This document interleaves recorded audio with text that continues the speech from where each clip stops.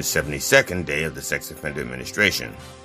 Many in the U.S. faced another night of below-freezing temperatures and no electricity after a colossal winter storm heaped more snow Monday on the Northeast and kept parts of the South coated in ice. At least 30 deaths were reported in states afflicted with severe cold, and 2 deaths reported by one state afflicted with ice. At least 6 people are dead after a private jet linked to a law firm crashed while taking off from Bangor International Airport in northern Maine over the weekend. According to the flight manifest, there were 6 people on the aircraft when it crashed. The identities of the 6 people will be made public at the victim reveal party later this week. Beer cans, candles, and blood-stained clothing littered a soccer field in central Mexico on Monday, a day after gunmen killed 11 people and injured 12 others during a gathering after an amateur match in Salamanca, Mexico. The region has been racked by intense violence linked to the territorial dispute between the Jalisco New Generation Cartel and the Santa Rosa de Lima Cartel, a violent group primarily dedicated to fuel theft and kidnapping. Stealing fuel and snatching people from Latin America is Trump's thing.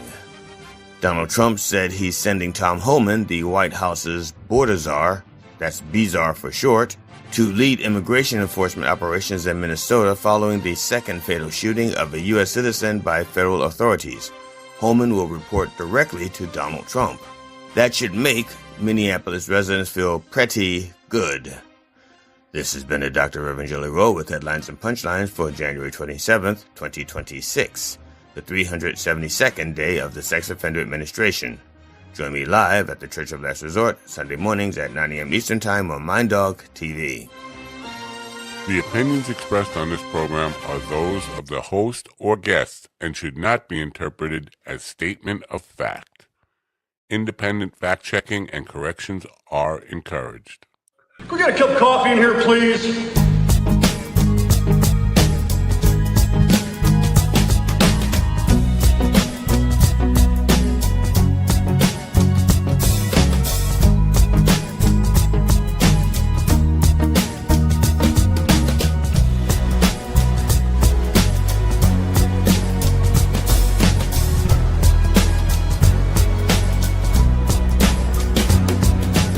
Damn good coffee and hot.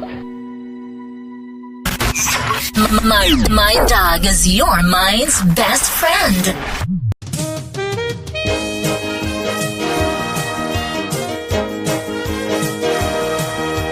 My dog is your mind's best friend.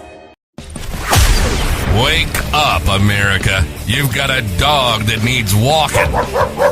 That's right, sunshine. Just put on a big pot of strong coffee and get ready to type your little hate mail with your opinions about kumbaya and flat earth insanity.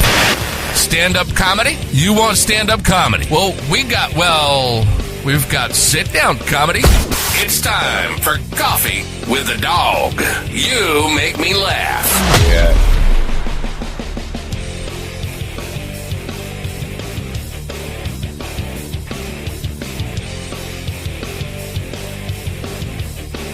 He's unusually quiet this morning, isn't he? I'll just say that and leave it there.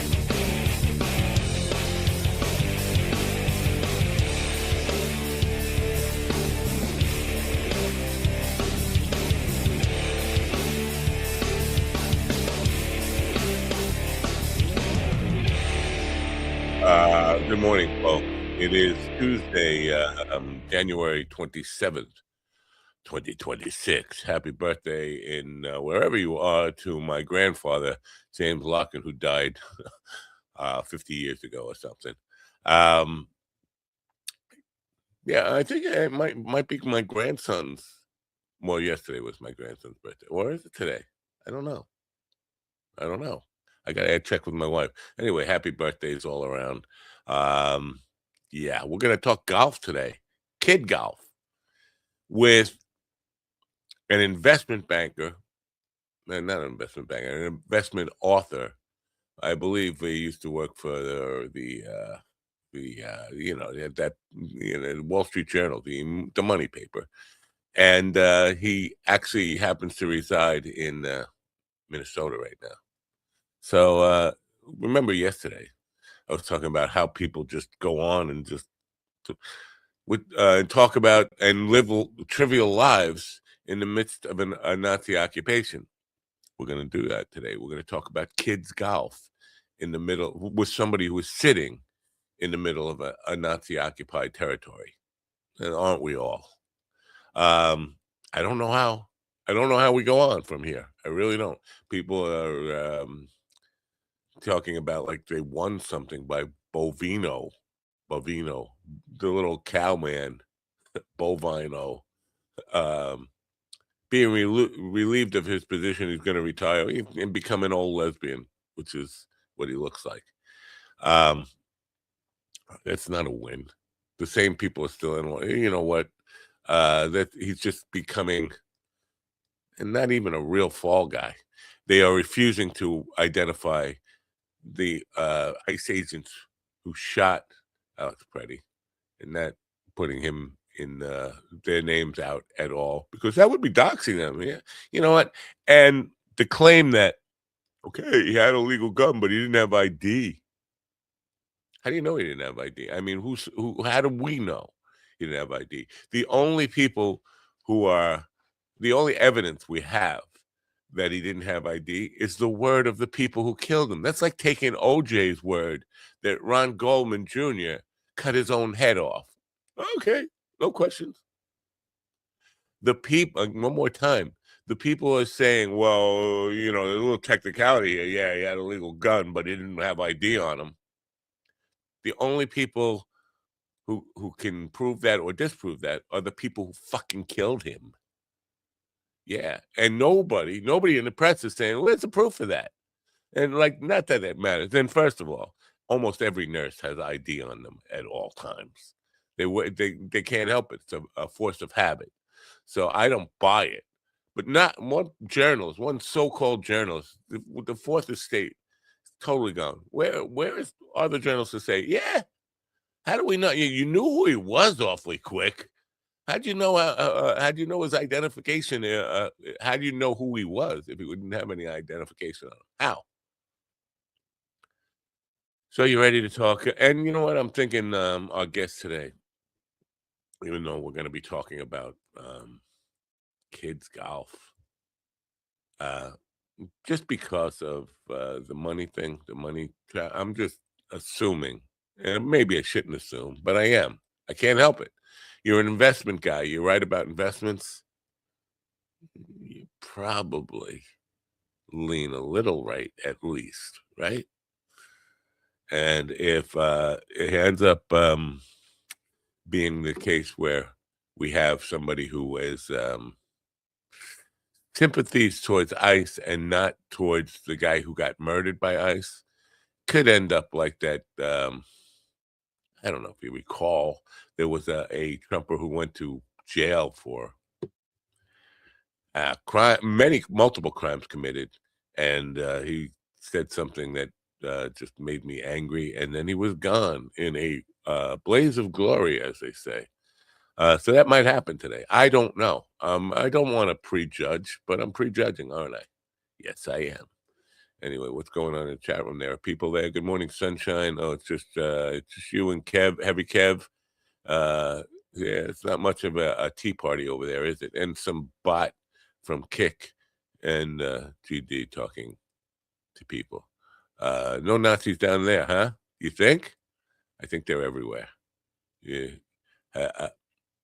John Rulo yesterday, best songwriter for ages. Yeah, good. I think he'd be happy to hear that. He made a fan, so it was worth him coming on. Today we have a new sponsor. Yeah, we do. We have a new sponsor, and the link is in the description for this. It's all about dashboard camps, because you know, we live in an age where video, obviously, if you pay attention to the news, video evidence is very important. Now, unfortunately, the video they sent me is not going to cover the screen, which I really need the video to do. So I'm going to play this, and then I'm going to bring in the guys. You'll see them kind of, we're here, even though the video. Look at me, I'm hiccuping. Hiccup, hiccup. Yeah. So get yourself a dashboard. You know what? Patronize our sponsors, you bastards. Oh, there's no sound here. Where's the sound? The dash cam. Anyway, look, I told you they were popping in there. What's going on there? Protect your car from insurance scams and blah blah blah. I guess I'm supposed to read copy there. Anyway, next no, new sponsor. I'll have to yell at them about including. If you're gonna send me video, put some audio on it. Anyway, in the room with me now are Ron the dash cam Kane, Ron the dash cam guy Kane, and GD the dash cam guy Fenderson. Good morning, fellas. Good morning, America. MindDogTV.com.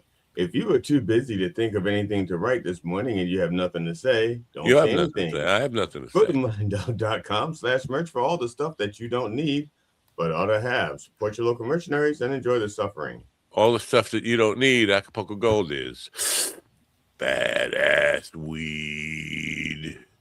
Right? You don't remember that song? No stems, no seeds that you don't need. Acapulco Gold is badass weed. No? You don't remember? Is that from a Cheech and Chong movie? That's from a Cheech and Chong record. Okay. Probably the first one. Big Bamboo, I think. Anyway, are you exhausted? Are you spent? Are you broken? Are you done? With snow. But I'm not done. But I'm not done with the snow because I still have some sections to do. Well, but my wife can get out, so that's all that matters. I got some good news for my area. You guys aren't going to get it because you're too far inland, but because I'm a coastal dude, bi-coastal. No, I'm just coastal. Big nor'easter set for this weekend. Strong winds starting on Friday, rain, and then massive snow, and then probably another 2 feet of snow piled on top of the snow we already have, with winds and gusts, all kinds of nor'easter stuff. And people are going to die. I'm going to die. So that's good news. Well, like a day or two ago, everyone was excited because that's what they were telling us, that we have a storm coming in again this coming Saturday. But now, like you just said, is moved out and all is well again, I guess. Yeah, it's coming to me. It's all coming to me. And I was out there shoveling against, everybody told me the day before, don't go out. And it was all, it was coming down like powder then, and you could move it then. Yeah. And then yesterday I was out with like heavy snow trying to move that. And in my driveway. And ice. And some of it was like thick ice on top. And my driveway is like the Houston Astrodome. It's that big. I mean, and I was telling this to my wife, like the plow drivers, they get paid by the hour. Why are they so in a rush to, they block in everybody's driveway with a wall of ice and snow? They could just, every time I pass the driveway, if I were one of these guys getting paid by the hour, clean that up, come by and fix up the area that you just blocked people in and made them have to hire a army to kind of, the Army Corps of Engineers to kind of remove. Because it takes too much time and they have too many places they have to hit. It takes too much time. They're getting paid by the hour. They're not getting paid by the day. You want to be but they still have quotas they still have like so much. They have a large area that they got to cover. If that is true, and let's assume it, how come they can come by 15 times in a day? They came by 15 times in a day. You think they have the same driver? Yeah, they have because my brother used to work for the county, and one of their things was to plow the roads. Was he a lineman? Your brother? A line man, yeah. A lineman for the county? No, line man. Oh. No, they have time, and there are no. Yes, there are areas they have to get to, but it takes really. You block somebody in, you kind of clean it up, and you move along. That's all. I mean, they're out there all day anyway. Why don't you ask one of these drivers the next time? Because they give you the finger, and they just. I don't think they can. Okay, I watched. I don't know what size plow drivers you have out there. Oh, they're like Greg Bovino size. But yes, for example, yesterday there was a guy doing. He had it was was a private company. You can tell it was basically a pickup truck modified with a plow on it. And in order for him to make sure that that driveway was cleared because of the other plow, which put the wall there, they actually had to be perpendicular to the road so they can go into the driveway with their plow up, get behind the snow, and pull it back out. Whoa, that seems like it's going to take an hour. Well, you think about it, it takes a while between the maneuvering and going up and pulling that and pulling it back out. Because again, I don't know how big the trucks are that you're talking about. Huge. The trucks in my neighborhood are too big to make those maneuvers. Well, they're not and the only other option they would have would be to, when they plow the snow away from the sidewalk toward the middle of the road, so that you'd have the snow in the middle of the road as opposed to off to the side. Not buying it. I've driven a snowplow before. You're in a hurry when you're just blocking people in with walls of snow. You're just like trying to get done and get home. That's what. Okay, when you said you drove a snowplow, was it for a living or was it for like one thing? Like, okay, let me borrow your snowplow. Let me drive and get this. It wasn't my main job, but yeah, I was getting paid for it. I was doing the town work. Yes, for a day as a day laborer. Yes. And you did not block snow people. You didn't. No. How did you do it? How did you exactly like you said? You drive down the road. If you block somebody in, you lift up your gate, you put it down, and you pull it out, and you put it next to the driveway. You don't block people in. Well, it's not rocket science or brain surgery. You're just moving snow, and it's not like, again, you get paid on time. So the more time it takes, the more money you make. It's not like you're on a clock saying it's got to all be done by 9 o'clock. No, you have as long as it takes to get it done. But they have a lot of area to cover. Not here. A lot of area. Yeah, they do. They have a lot of area to cover, but not. It's rural here. It's not like you got like 100 houses on a block. You got 5 houses on a half-mile strip. Yeah. Yeah. And sometimes but sometimes those do take longer, like the southern part of the county and stuff. When you have places to put the snow.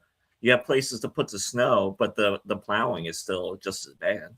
Taking longer is a good thing if you're driving the truck. It gets to the point of time and a half and double time and all. That's all a good thing. They're in a rush to get home. It's like, we're done. And this is what happens. They start at 6 a.m, and after 10 a.m, they're all off the road. They're gone. It's like, wait a minute. I don't listen with the people that I know with the people that I knew who plowed, they weren't done in 6 hours. They were like pulling, depending on how bad the storm was, they were pulling 10, 12, 14-hour shifts. And so it's like, if they have a territory, like, because everybody wants to be out of their neighborhood as soon as possible. I know that because my brother used to work for the county, our street used to get plowed among the first streets. Our house and VIPs, important people like governors and Congress people and stuff like that. Because my brother was a plow driver, they wanted to make sure he could get out so that he could get to work, so that he could plow. So that shift made sure our street was clear so my brother could drive to work. Yeah, nobody's driving to work. We had a state of emergency declared. Nobody was allowed on the road. So my brother was required to be on the road, and they're VIPs. Well, the plow drivers obviously have to be on the road, but they get there early before the storm starts. And I guess they're doctors. I can't answer for what everybody does. Okay, I only know that from what I've seen, the trucks. I mean, believe me, it used to piss me off that they used to get me boxed in with all the shit. But where I used to live. Well, first of all, where I lived, that was the alternate route to the hospital, and so that my street where I used to live was always plowed, but I always had like a 6 to 12 inches of slush at the tip of my driveway because they were making sure everything was clean. Yeah. But on the other hand, I couldn't see any of because of the size of those trucks and the width of our road, there was nowhere for them to go in and pull they couldn't maneuver that. They couldn't make that maneuver. It's not like a heavy maneuver, dude. It's just not. It's being in a hurry. I'm just in a hurry. I'm in a hurry to get things done. It's human nature to kind of it still takes time, though. That's the one thing I think you keep omitting, is that it takes time to do that. I know it takes time, and you're getting paid by the time, not by the day. You're getting paid by the hour. The more time it takes, the happier you are. This is why they hire a bunch of extra people who are happy to work for the time, for the hour on an hourly rate.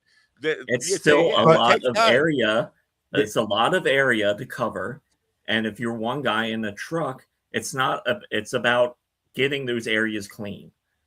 Yeah, you're paid by the hour, but you're also paid for results. Yeah. You're paid by the hour for results. I have an uncle who works for the state of Maryland, and he drives a plow truck. And that guy, I saw him, Ron. I saw him. And he likes this time of year because they get a lot of overtime. But it just takes time, and they're going to block you in and shit like that. You just got to be. It's a machine. It is a machine. It is a machine that a person is operating, so it's never going to be perfect. I'm perfect. I'm not asking for perfect. I'm asking for a little bit of courtesy. There is none. There's none. Oh, and this idea that they're all out there 16 hours a day. No, not here. They are out there maybe making a presence in neighborhoods, because I did go out and scan the roads yesterday. They're nowhere to be seen. I seen. think you should. Hold on a second. Hold on a second. They're out there. Yesterday wasn't snowing. So even the day after, you could go back and say, well, all these people are now going to be shoveling out of a foot of snow in tremendous rural driveways. We can go down. You got an extra day on there. There's no reason that they can't be out there cleaning up the mess they made. No reason. So that's the final word on that. I won. Okay. You should get a plow truck. You two losers are gone. You two losers are gone. All right. Now, moving on to the next segment of the show, it's time to talk about golf. All right, let these fucking losers in. Fucking losers. By the way, this week the snow is going to be even worse. So you'll be losers again come next Monday. How about that? No snow for us. All right. Yeah, no, you're both getting paid overtime to shut the fuck up. All right. Best and competitive golfer, Gene. Even with the good glasses, I can't read this. Gene Walden spent more than 2 years creating the story and illustrations for Matchup at Adventureland Golf, which, you know what, Adventureland Golf is the thing in Farmingdale, New York. I don't know. It's the epic quest of two fearless boys. No, fearless. What golfing is? Fearless in golf. I don't know. They just don't seem to go together. Two fearless boys. It's the first of children's book after writing about 30 nonfiction books. About 30 nonfiction books. Don't we have a count? How many really? Is it 29? Is it 31? Or is it 30 nonfiction books? He has been an award-winning writer, reporter, and columnist, and a contributor to Wall Street Journal and Investors Business Daily. Graduate of Indiana University. He makes his home in Minnesota, which is probably a very calm place to be right now, right? Good morning, Gene. Hi, good to see you. All right. Oh, look at you have no snow. Look at that nice area. This is Adventureland Golf Course. So yeah, we've got snow here, and Adventureland Golf Course. That's a full scale golf course, or is a kiddie park? Because there's an Adventureland here. There's a little mini golf. Well, I don't know if you can see this. Probably not. I'm gonna put kind of messed up. But, don't worry. I got your back here. I think I got your back here. It's 18 holes. It's an 18-hole. Oh, there you go. Thank you. It's it's an 18-hole course that goes around the world. So they're playing, two little boys playing in a tournament vying for the Adventureland Ice Cream Trophy. And they play around the world and even beyond. They have one hole on the moon, but they're playing on melting icebergs, on mountains. They're playing amidst hundreds of different animals, lions, tigers, buffalo. Oh, so that's where the fearlessness comes in. All right. Every hole, just about, they're in some type of danger. Now, on occasion, they'll have encounters with people from the golf world or their little kids, that sort of thing. They do meet up with some guys who look suspiciously like Arnold Palmer, Tiger Woods, and Jack Nicklaus. They meet a guy named Old Tom Morris in Scotland, who was the kind of the founder of, he's a ghost, but he was kind of the founder of modern golf and invented the modern golf clubs and that sort of thing. So kids will learn about golf. They'll learn about the beauty of nature and the thrill of playing golf. And there's lots and lots of animals and scenery and that sort of thing. The so thrill. It really is an adventure story. Hold on, before you guys say anything, there's another guest who wants to join us for this conversation. She's we're representing the LPGA, the Ladies Pro Golf Association. Oh, nice. Elizabeth Okay. Good morning, Elizabeth. Hello.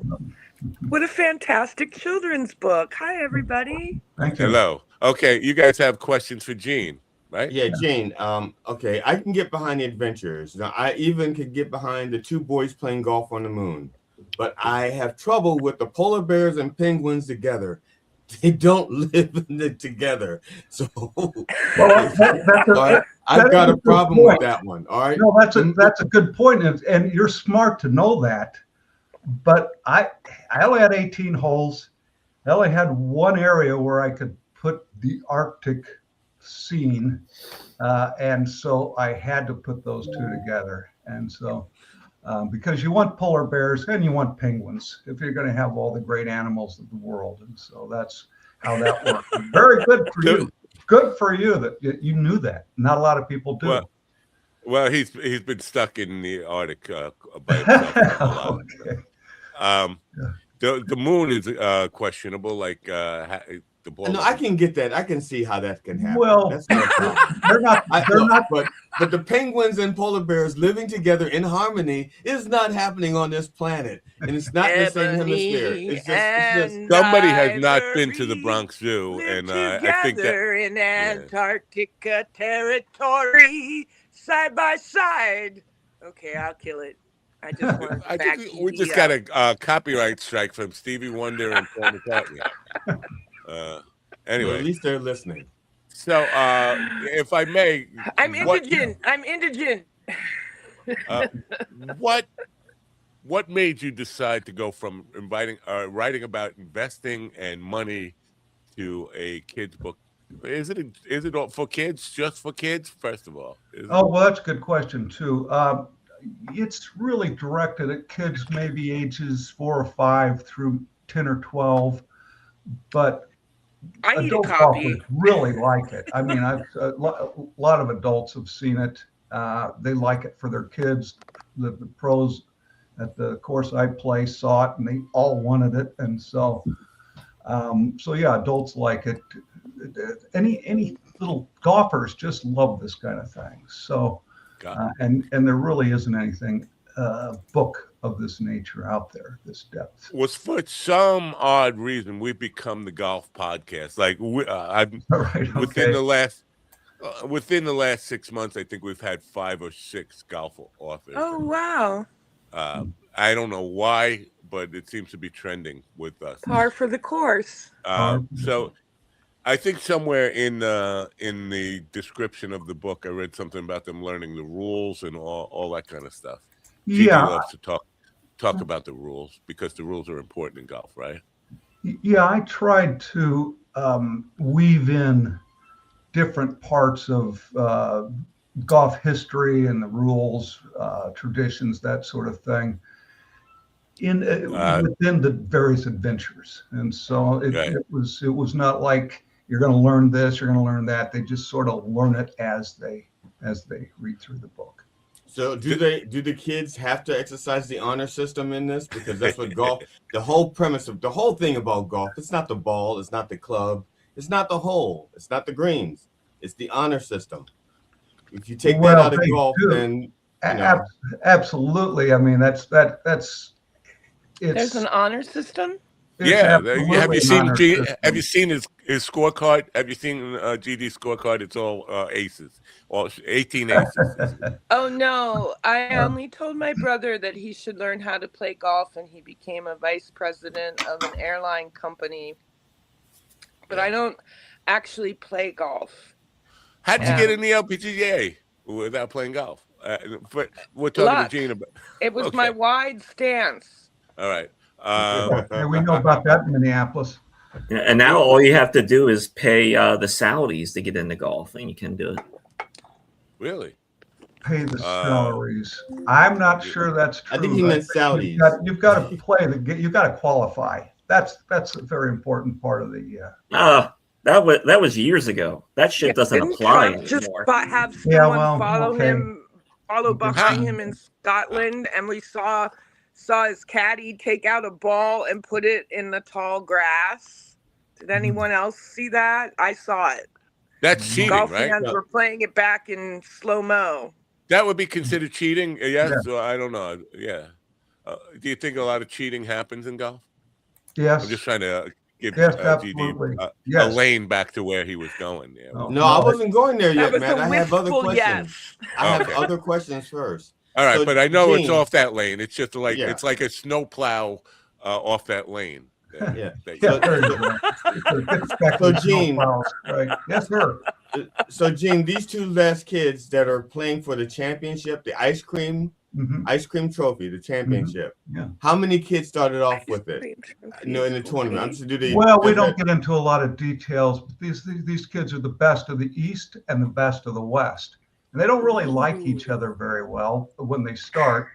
Kind of like us. Yeah, that could be. That could be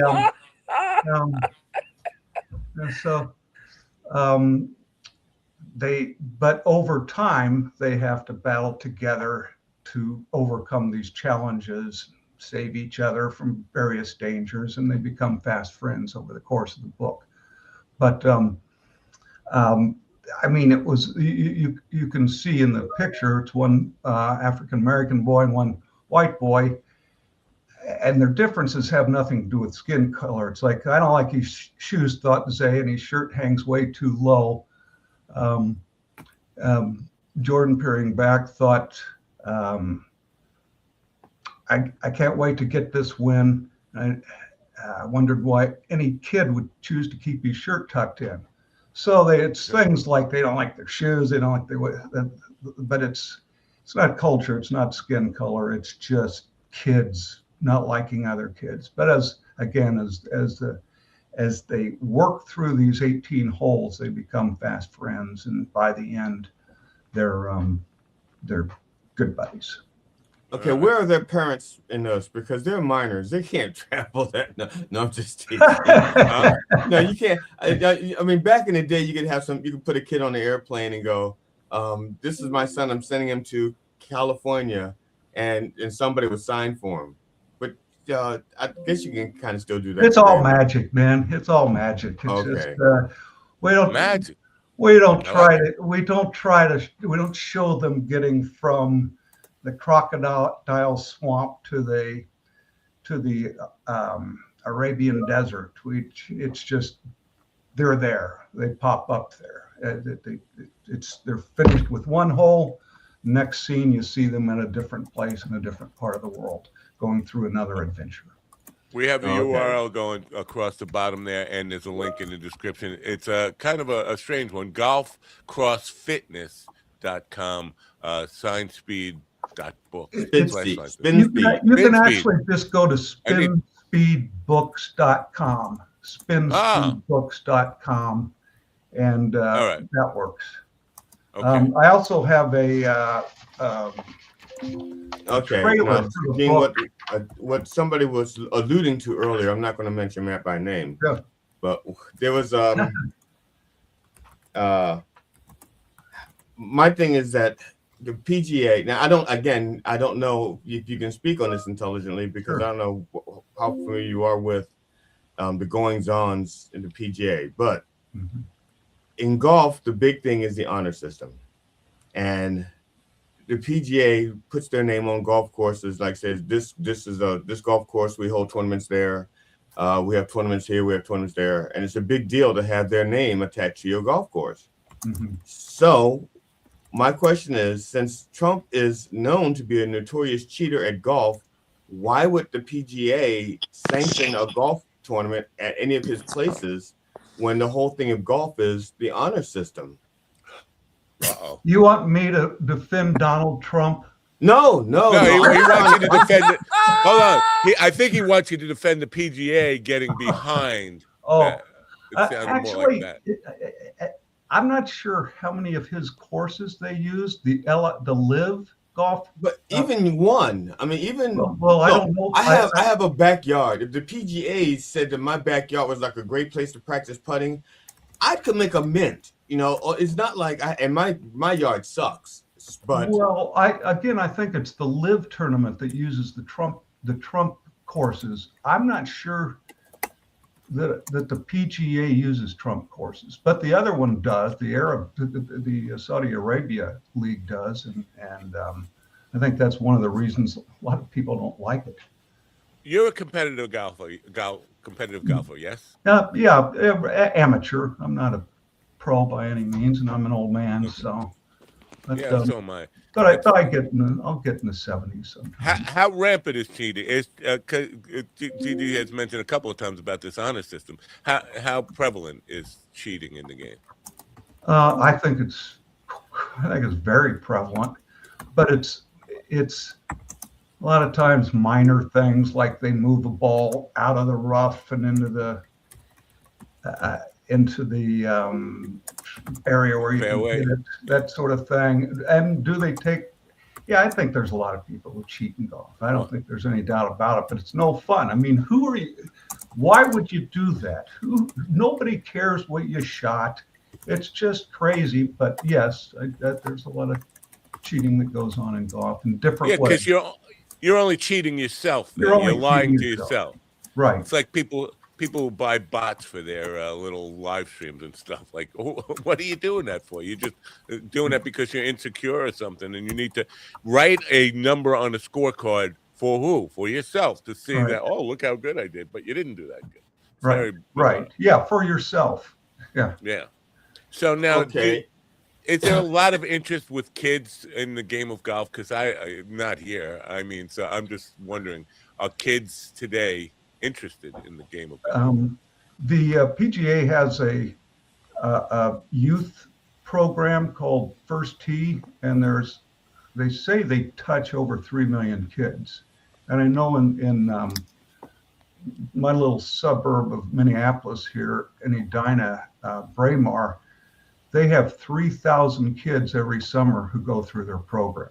So yeah, there's a lot of interest in golf among young kids, and a lot of the courses offer golf at greatly reduced rates for kids, just to get them out there and get them interested in the game. Is there any cheating in your book? There's no cheating in the book. No. That's good. See, now this is where I'm thinking is like we have these 3 million kids learning the game of golf very young. You would think that if they're being trained to not be cheaters, at some point they get corrupted. Right? Yeah, when they're old enough to watch cat. Yeah. Lost her. We're gonna lose her a lot. She comes in and out like that. Okay. So I work with a woman, and her son does golf, and he plays throughout the U.S. and he's going to Peru in another month to play. How old? Good. How old? He's like a teenager. Right? Yeah, he's like 14 years old. Okay. And he's very good. Yeah. But the kids in your book sound like they're more like younger than teens, right? These are Pee-wee. They're going for the Pee-wee championship. The kids, the models I used in the book for the kids they're real kids, and they're both in kindergarten. And I started the book 2.5 years ago, almost 3 years ago. So they were really little when I first started taking pictures. Oh, you know what? I'll leave you over there. That's fine, because the book fits right where you there are. You go. Stop popping in and out, all right? I'll do my best. I can't help it. Mary Poppins taught me all about chalk-drawn pictures. Yeah. So Gene, I tend to believe that there is cheating in your book. And the reason why I said it is because the reason why I say that is because the whole book is done in rhyme. And so sometimes to get the rhyme to work the way you want, you do have to finagle a little bit. So I'm a pretty good writer. I've written, is it 30 books, 31? I don't know. You start to lose count, but I thought they actually at the very end, they are accused of cheating. Ooh. And that adds a twist to the final, to the finale. But they really, one of the boys who's not accused stands up for the other one and said, "Hey, he saved my life with that putter. Otherwise, that crocodile would have had me for his supper." But so if you whack the crocodile with your putter, does that count as a stroke? They don't whack it. Well, they only whack nothing. Don't whack your crocodile on this show. They whacked a rattlesnake, but they didn't kill him.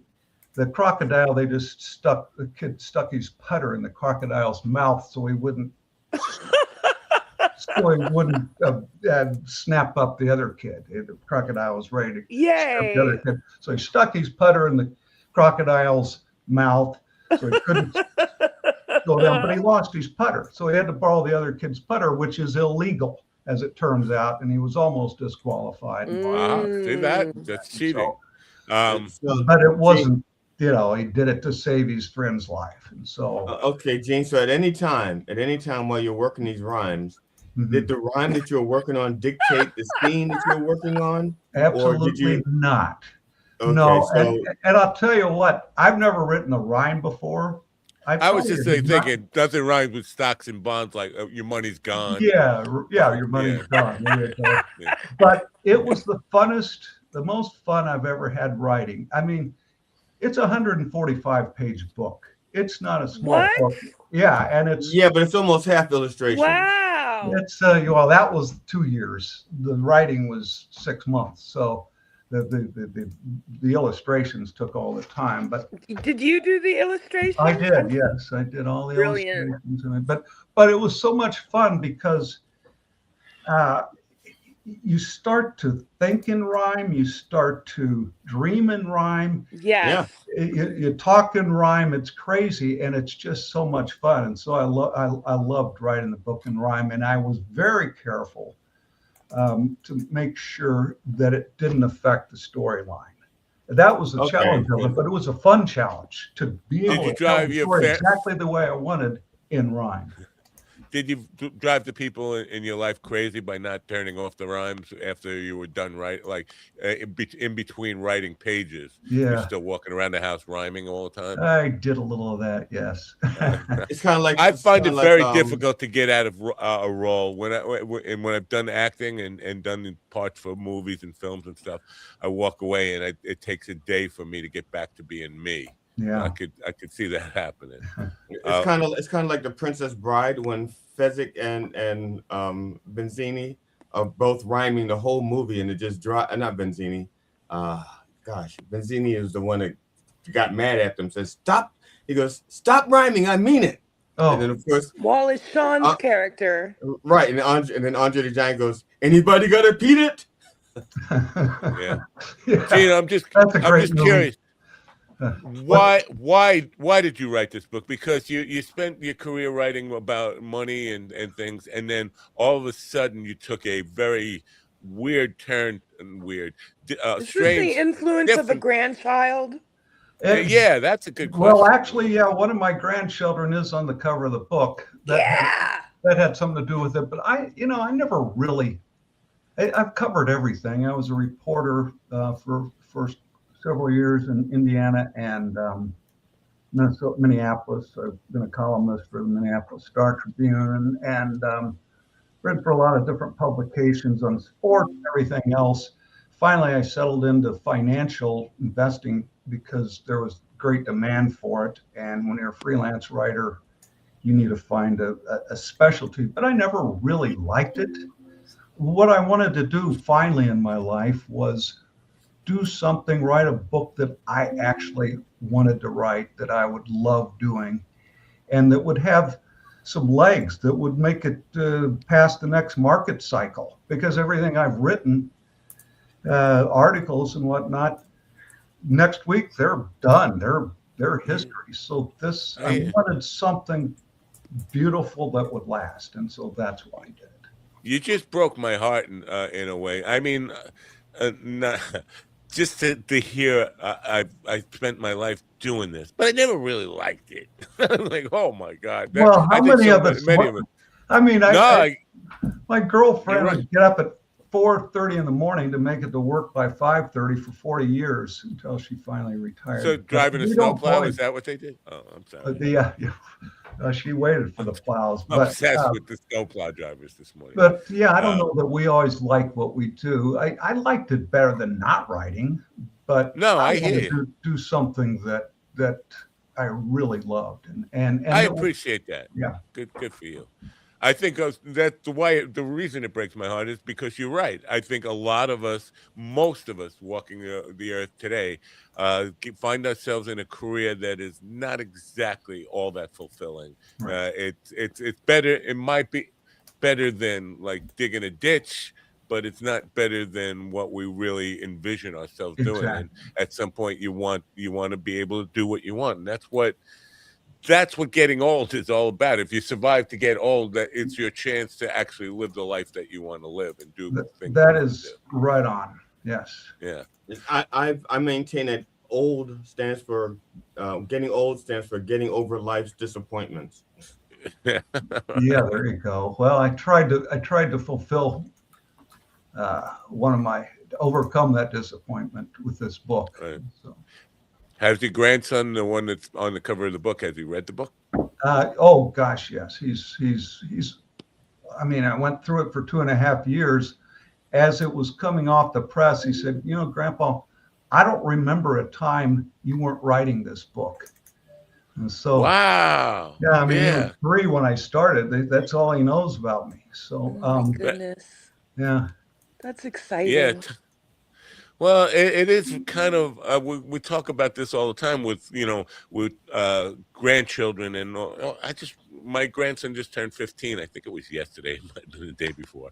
But it's like I remember it feels like yesterday that he was just a baby, and the time just goes by so fast. And so I got to try to appreciate every minute with him. Yeah, I'm getting sad watching my niece get sophisticated. So was there next year? Yeah. Was there I don't know, a higher purpose in this other than just feeling like writing something fun and something that yes, absolutely. There's 18 holes, as I mentioned, and so there's 18 adventures, 18 encounters. And so I tried to have little lessons here and there on getting along and overcoming obstacles and working together to overcome your differences. But and all of those things you see in the written commentary. But the one thing you see in the pictures is that there's a little black boy and a little white boy, and they're playing together, and they meet lots of other people, a Asian boy and a Hispanic girl. They meet a woman in Egypt, Aborigine in Australia. So it's about diversity, and particularly in golf, because if you, I mean, one thing I think it's important that we learn to live together. That race doesn't matter, color of skin doesn't matter, and that's one of the things that I was trying to emphasize with this book. But just the game of golf is now so white. I think it's important to encourage young people of color to start playing this beautiful game, and it's a lot of fun, and I think the sport desperately needs it. I don't know who's watching golf these days, but there used to be some great African American golfers, of course, beyond Tiger Woods. Charlie Sifford, Calvin Peete were awesome golfers back in the 60s. Once they finally let them play after about a 60-year ban by the PGA in the 60s, they finally let these guys play. Yeah, I watched a movie about Latino golf players at a school getting the shaft, not being allowed to play, and putting their lives on the line to be included in the golf leagues. I was just watching a movie about Eskimo golfers. They kept losing the ball because it's white and they're just hitting it into snow. They're not real golfers because they were playing in snow. They'd use orange balls. Right. Yeah. You should know that. But so Gene, also my nephew is a golfer. He was an avid golfer, but he took up the sport only because of business contacts. It wasn't because of the virtue of the sport. You talked about the beauty. None of that. My nephew used to say that he's Uncle Glenn, you got to play golf because it makes great business contacts. I said, Mark, I don't like the sport. It's a terrible sport. It's, he goes, no, but you make business deals. That's where all the deals are made. That's why I told my brother to do it. Yeah, I apologize for that, Gene. It's not a terrible sport. It's a wonderful sport. He's very rude sometimes. It is a wonderful sport. I know what you mean, though. My boss at the last job I had, the president of the company, as soon as they hired me, he asked me if I golfed and would I be on his golf team. And I said, well, I hadn't golfed in like 30 years. But I know the deal, like you just said, it's good for business. And so if the president of the company asks you if you golf, you say yes. And I went out and I practiced. And I started playing and I got on his golf team. And that was 10 years ago or something. And I've gotten a lot better since. But yes, it's important in business. Well, I mean, I did used to golf. I never got to the point where I had my own clubs. I was always using my mother's clubs because we were the same height. That's the wrong way to do it. You got to have good clubs or it ruins the game for you. My mother had good clubs. I inherited my grandparents' clubs from the 40s. I had a club sandwich once. I've played a comedy club, but so did the crocodile. Actually, as I understand, he had a club sandwich. You get it?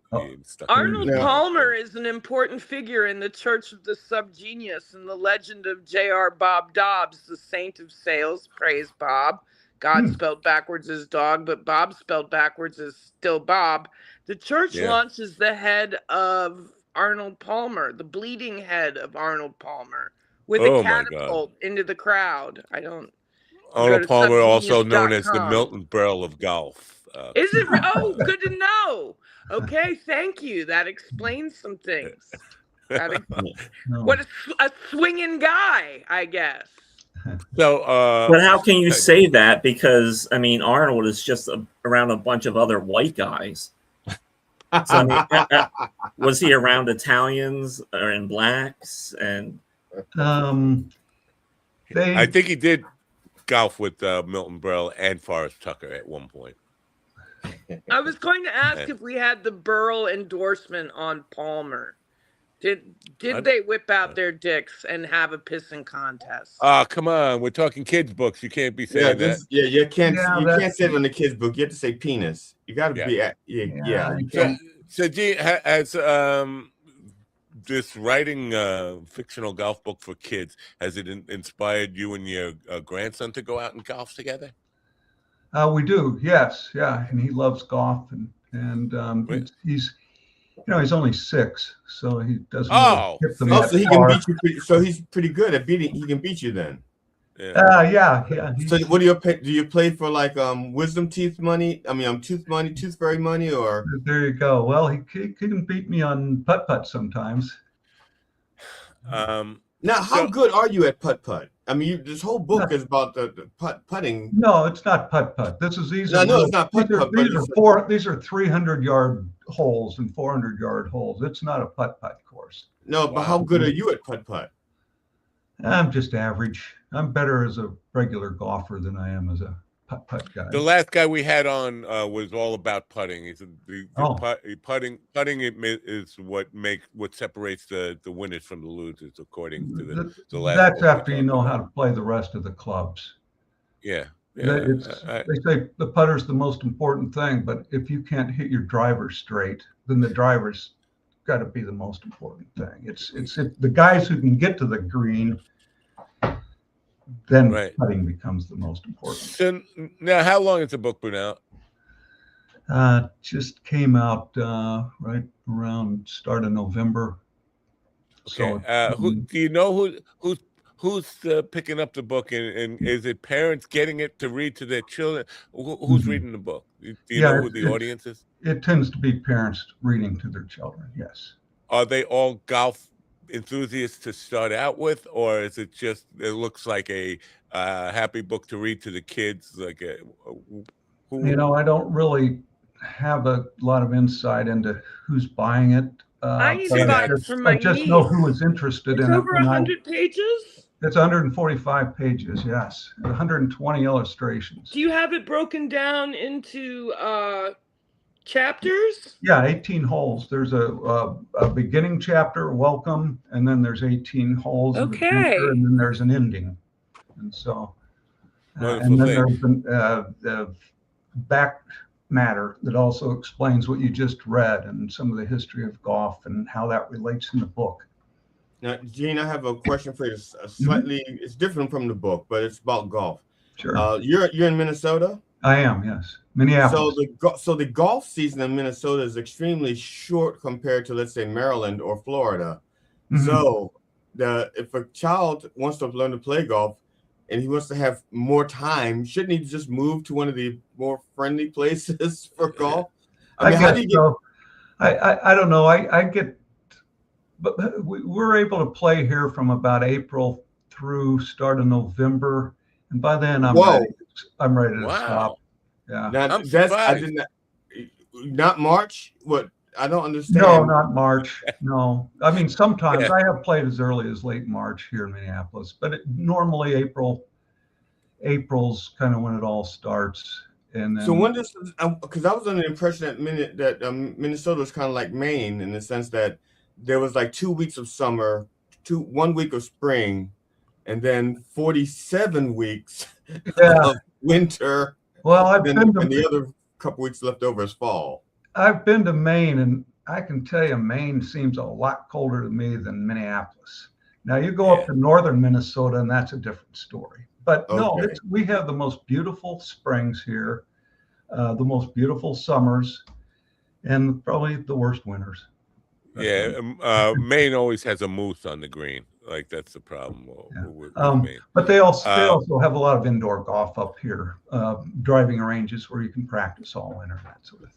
So hold on a second, because it's important to get this in.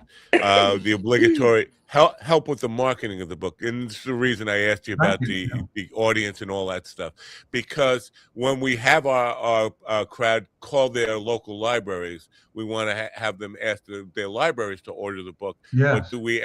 It's under the kids section, right? Or it's under the kids books to read for your kids. All right, and that's important. So go tell your librarian to get this book for parents to read to their kids. Is there an audiobook out? No, not yet. Okay, that would be an interesting, because for kids books, you kind of have to read it in like a very soft way, right? You have a marvelous voice to do your own book. Oh, you think so? Maybe I should do that. I think the rhyming helps the delivery. The parents can kind of get into the rhymes and makes it a little easier and more fun to read. I think if you do the audiobook, you should get someone who sounds like Peter Falk, because he does the narration for the book for Princess Bride. Okay. Right. You're getting a little overly. Yeah, if I could get Columbo, I would. I'll do it. I was just thinking, who did the because the original Dr. Seuss cartoons were all the same guy. Everett. They were great. Yeah. Was Boris Karloff did the Grinch. The Grinch. Right. Right. I thought Dr. Seuss did his own, but I could be wrong. Look it up. Who has a computer? I can look it up real quick. Woohoo! So this whole thing about audiobooks, because audiobooks are almost an essential part of authorship now. And the thing is, with a kid's book, you want to be able to read it to them yourself. You don't want to just turn on a tape and walk out of the room, right? So a part of, I don't know if audiobooks are part of the whole paradigm of selling books for children's books. I don't know if they were part of this. Audio tapes of stories were a major influence in my childhood growing up. My parents would record their childhood stories on audio tapes, and when we went on road trips to New Jersey or Ohio to see the grandparents, they would give me the tapes to play in the back seat. And they had me reading. They had me listening to other people reading. There are a whole playing lot with of books handguns going and on. drinking hard liquor. I know. Yeah, that was later. Now, do you have a publishing agent, or because I'm just thinking, you spent your career writing about investment stocks and bonds and this kind of stuff, and then you say, I'm writing a children's book, and like a publishing agent would be like, what? What? No, what do you? I didn't use an agent. I mean, I published this myself. Like I say, I've written so many books and all through major publishers, and I've had agents in the past, but I really needed to have full control of this book. If I had done this through an agent and a publisher, it would not be out for at least another year or two. No, I appreciate that. It's just a little confusing. Like if I look up Gene Walden books on Amazon, I get your book, this current book, matchup. That comes up first, and then I get this listing of, wait a minute, this is not. Same guy. There were, just to answer the question about the Dr. Seuss, there were different people who narrated different things. Boris Karloff did narrate all of the Grinch movie, or the Grinch cartoon, but there were two other people, a guy named Frank something and Marvin something. I forgot their names already. That's great. Frank and Marvin. Well, I can't remember their last names now because because you just close that tab. Well, I did close the tab. Yes. Who narrated Horton Hears a Who? Marvin somebody. Really? I think. Marvin or Frank. It's your cousin Marvin Berry. Chuck, oh my God! Yeah. The thing is, I made the mistake of typing who narrated Dr. Seuss, and by the time I got that, they went to Horton Hears a Who because the word who started first. What's on second? I don't know. Third base. Par for the course. Charles Osgood. Remember Charles Osgood? He used to do.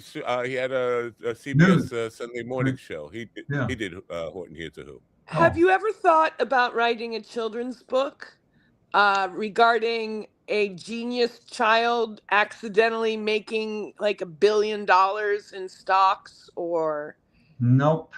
No, well, wouldn't that be Richie Rich? That would be like Richie... he had rich parents.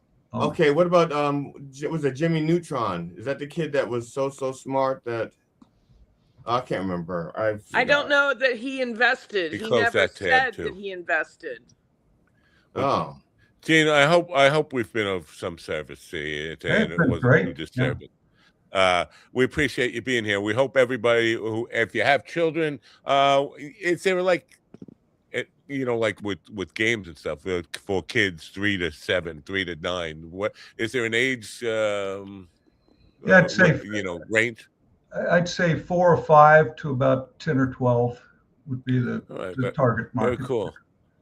And I think the bigger message here is for parents to use the book to kind of instill some character in your kids, and as far as this, the rules and the appreciation of the game, and or again, sound like I'm on a soapbox here, but Gigi's absolutely right. This code of honor for it's a wonderful game, and it's a game that encourages introspection, and you can find peace in it. I love being on a golf course before anybody else gets there. It's very peaceful. It's heaven. So we hope people will buy your book or ask their librarian to order the book, because that's the quickest way to jumpstart a book promotion, book marketing, is call your library. Thank you for being here. We appreciate it. Let's go. Are you looking at your window constantly? Are you near where any of the stuff is going on in the streets of Minnesota? I'm just outside, just very in a ring suburb. I look out my window. I've got a wooded deer trail out here. Nice. But I was down there for some of the George Floyd stuff. I haven't been down there yet with this. I planned. The old journalist in me wanted to go down last week, but the old man in me said, it's 16 below. You can wait. And so at some point I'll get down there. But I got to tell you, I am so proud of this city and the people in this city and the way they've stood up to these goons, the invasion of the body snatchers. It's just been really inspirational to see. They're out there 15, 20 below day after day. It's just, it's incredible what they've done.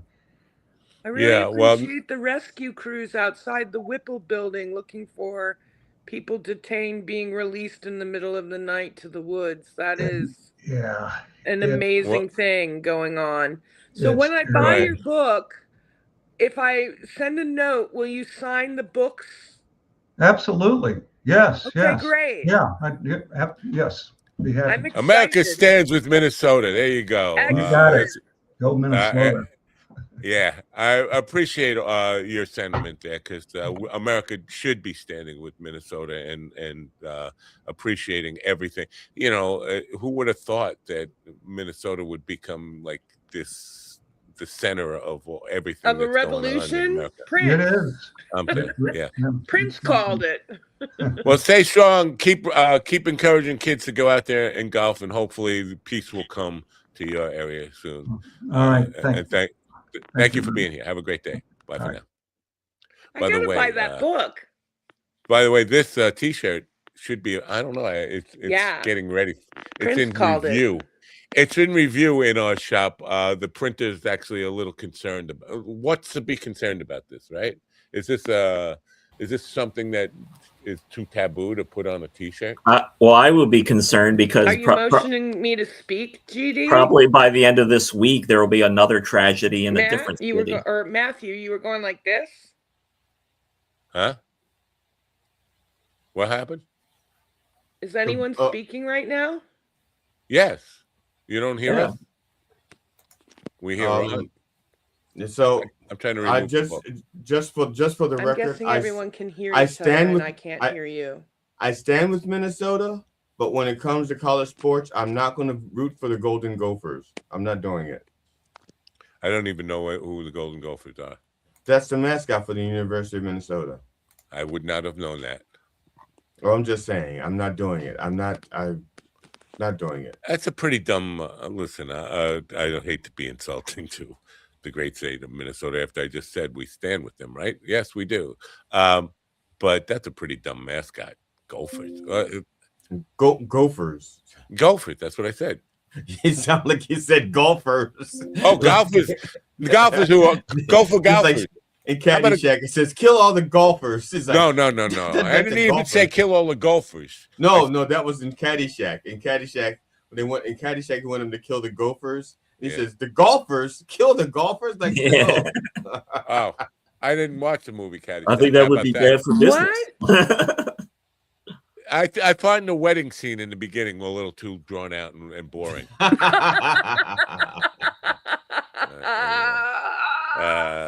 No, I'm not.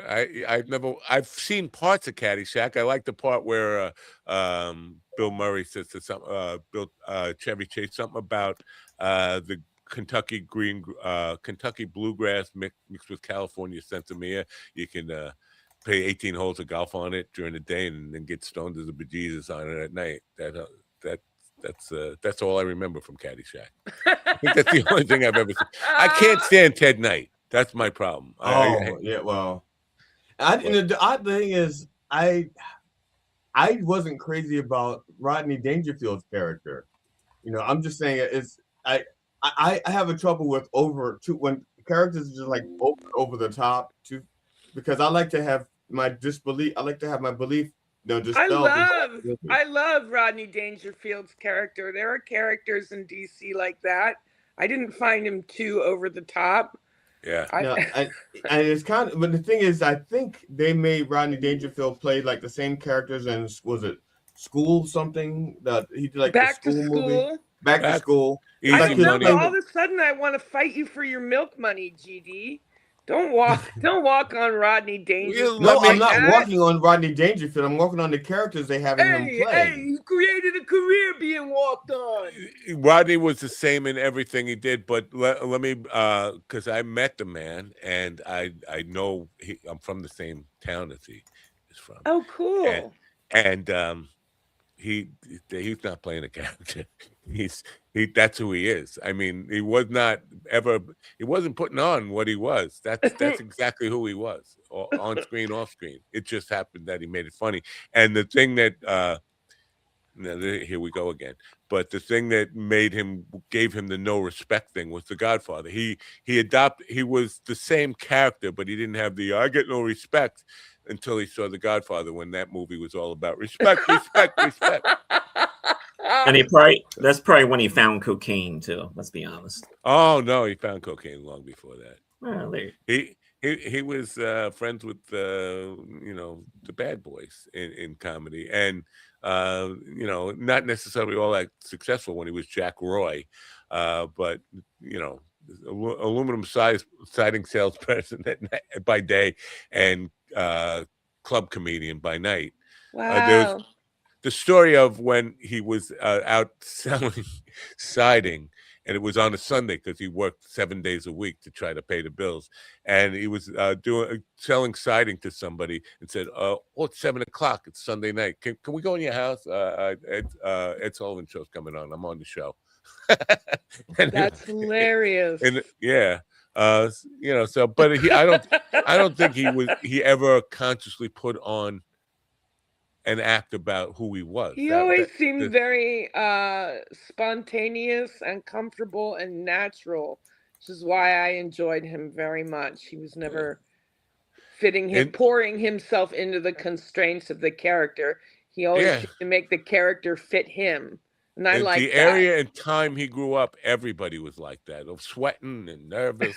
I tell you, well, the best thing about Caddyshack is just watching all these people fueled up on cocaine trying to get through scenes. It's funny because everyone. It's like the Blues Brothers throughout the whole movie. Everyone's going. Oh. I did not notice that, but again, I didn't notice that either. I love the class warfare. I love that about Caddyshack. I love that about Animal House. That's because of the cocaine and everything that was involved. That's why the movie is like so disjointed, because I believe the original cut that Harold Ramis submitted was a 3-hour version of Caddyshack. And the studio was like, yeah, we can't do this. I think it would have been great. Class warfare for 3 hours with Harold Ramis. I mean, maybe I just miss Harold Ramis at this point. I don't know. I mean, that movie works in that format because it plays so fast and loose because everyone's drugged up and shit. Sounds like there was a lesson learned from to call it comedic timing, but yeah. I understand it was like that was made during the time when Hollywood actually wrote cocaine into the budget. Like, and they actually need like $5,000 for the first month of shooting. Yeah, and the studio wanted a scene with Bill Murray and Chevy Chase together.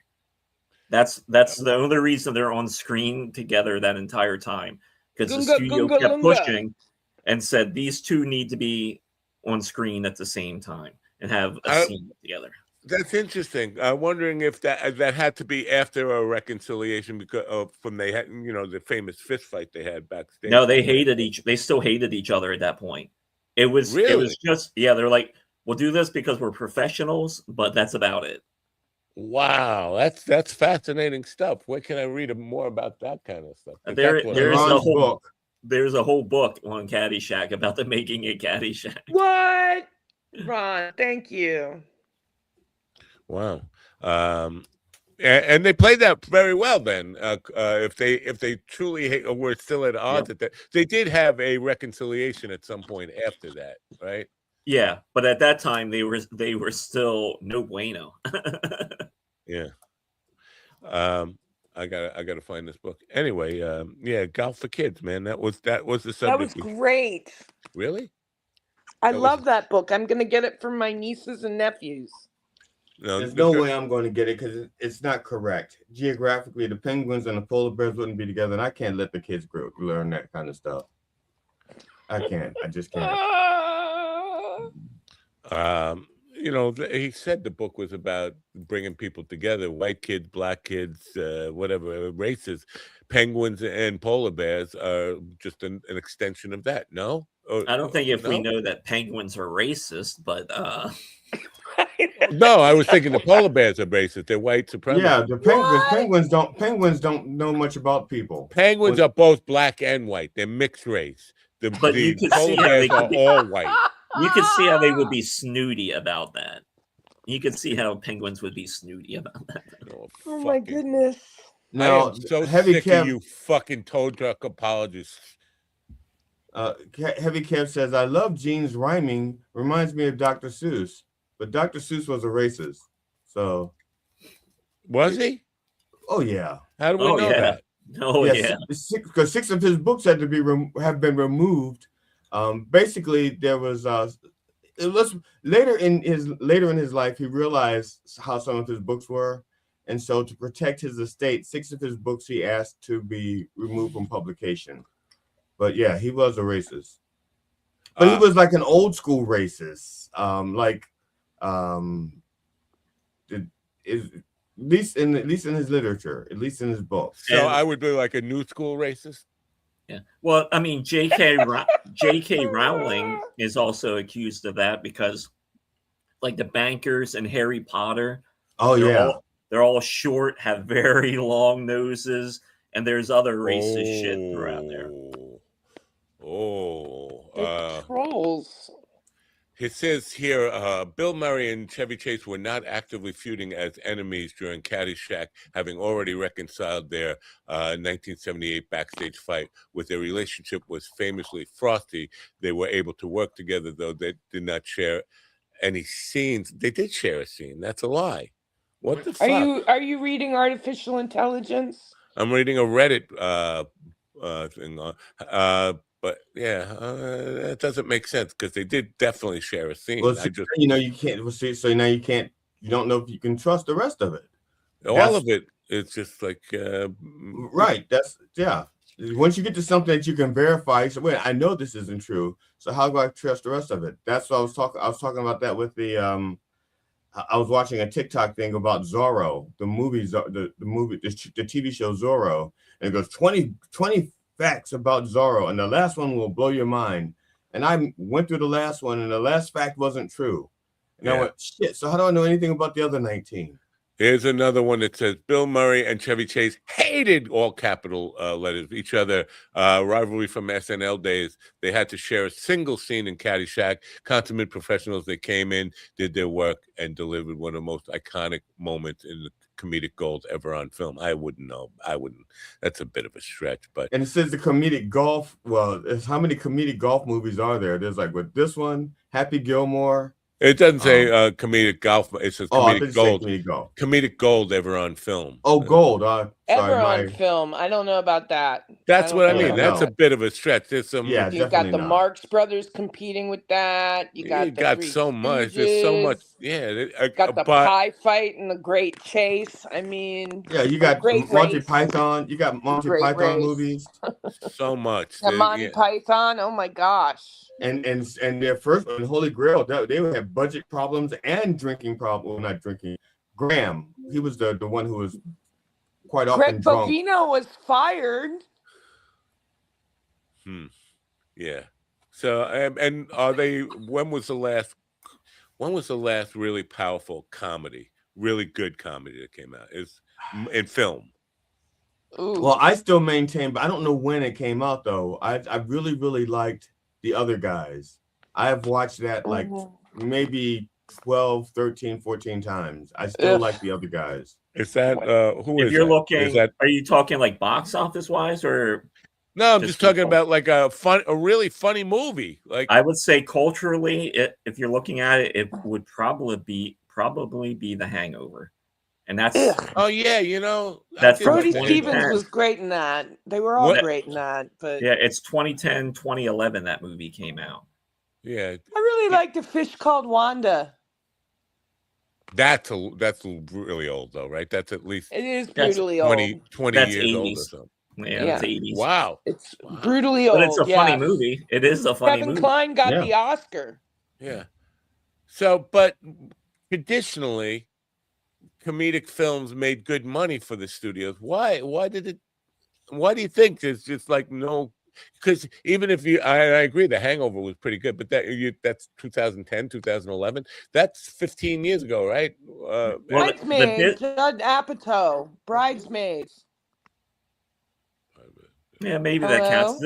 The issue that I have with Apatow, his comedies are too long, and Apatow had a hand in that, but I believe that was Paul Figgs. He directed it, didn't he? Yeah. You know, actually, and the movie Spy with Melissa McCarthy is very funny. Yeah. Spy with Melissa McCarthy is very funny. Have you seen that? It seems to me, just to kind of on the number, because there used to be a lot of comedies that were produced. They made good money for the studios. At some point, maybe did they stop just being profitable in some way? Why don't we get It's simple. It's a very simple equation. Because the movie business are now corporations. Comedies do not play well in other parts of the world. Like A Hangover won't do well in China. And so to executives, that's a problem. They need the big movies. And so movies like comedies and the smaller films get pushed to the side because a comedy could really only do well in the US. Because just how subjective comedy is and different tastes. Well, that's not. I mean, we're writing. We've lost the art of physical comedy. We've lost that, and now we're writing these comedies that are based on pop culture assimilation, and that's a tragedy. It's strictly business. It's strictly business. The studios have pushed comedies out. If it were strictly business, though, Stephen Baldwin points out that. Rated G movies make the most money, and yet we don't have that many of them. We have a lot of Pentagon-backed, Army adrenalized. Oh no, that's wrong though, because there's a shit ton. There's a shit ton of G-rated movies. I guess it depends on when they release them, because some of these things get released in certain periods of time because, like, kids are out during the summer. So you may see a lot of G movies during the summer, or maybe around Christmas or something like that. Brazil was the Christmas movie, by the way. So's Die Hard. I just recently watched Ryan Sickler's podcast, and he had Jay Kantkis on there, and he's one of the founding members of Broken Lizard. Broken Lizard made the movie Super Troopers, which is a very well-known indie comedy. Great movie. And like Jay explained, he said, you know, you would have a meeting with an executive and say, hey, we can make this comedy for like $5 million, and we would expect it to bring in 20 to 30 million. And the executive said to him, it's like, that's not that good. We need. He's like, that's a single. We need something 100 million plus that it's going to make. Yeah. And that's where Hollywood's been for the past few years because it's a global market. All the AI chat things seem to back up Ron's perception of this. Say, for example, a $40 to $50 million original comedy is seen as a bigger gamble than a tentpole with a proven international draw. International market priorities comedies have limited global appeal, risk aversion versus sure bets, all the stuff. But they say that there's more on streaming than actual theatrical releases, and I don't know if that's true. I mean, I will say there are comedies on streaming, but because streaming is such a mess, I think it's harder for comedies to find their audience. That Step Brothers was a long time ago, Sunshine. I think that was when was the real last heyday of film? You know when it was? In the 90s. That's what this in is the saying. 90s. And especially for comedies, they're saying 90s to 2000 was the last time comedies were. There were a lot of them, and I forget what. I'm inviting everyone to rent or buy my movie Underbelly Blues. You can rent or buy it on YouTube. It may still be up on Amazon. I play a Jewish mother dominatrix named Madam X. Madam X. So you would, we had Quentin Tarantino's father, Tony, introduce the film. So basically, Madam X, it's you're whipping Elon Musk in the penis. That's what that is. Hey, the scene does open with me whipping someone. Yes. For the people that had TikTok on their phone, has anyone deleted TikTok now? For what? Why would I? Oh, I didn't have it on my phone, but why? Well, people deleting because it? Now the Americans have officially taken it over, and they're going through profiles. Yeah, they've updated the user agreement, so they want your geolocation, they want to know your immigration status, and all this other shit. It's pretty fucked up. And did you say they're going for snowplows? Is that what you said? Snowplows? Yep. I thought you said snowplows. I don't know. I'm plowed so in. Delete it off your phone, people, because the Americans have ruined something else. Yeah. Damn Americans. Well, if you want to delete other things, I mean, Meta and Facebook are owned by billionaires that are offensive, but Blue Sky's owned by a woman. Really? I did not know that. Oh, yeah. She spoke at the South by Southwest festival last year. She's fantastic. I wish I could remember her name. I think it's Jay. But GG, will you look it up? Will someone look it up? Now. I'm doing it now. Who is she a billionaire? I'll have my computer with me. Is she one of these like tech giants, or is she just a millionaire or somebody with?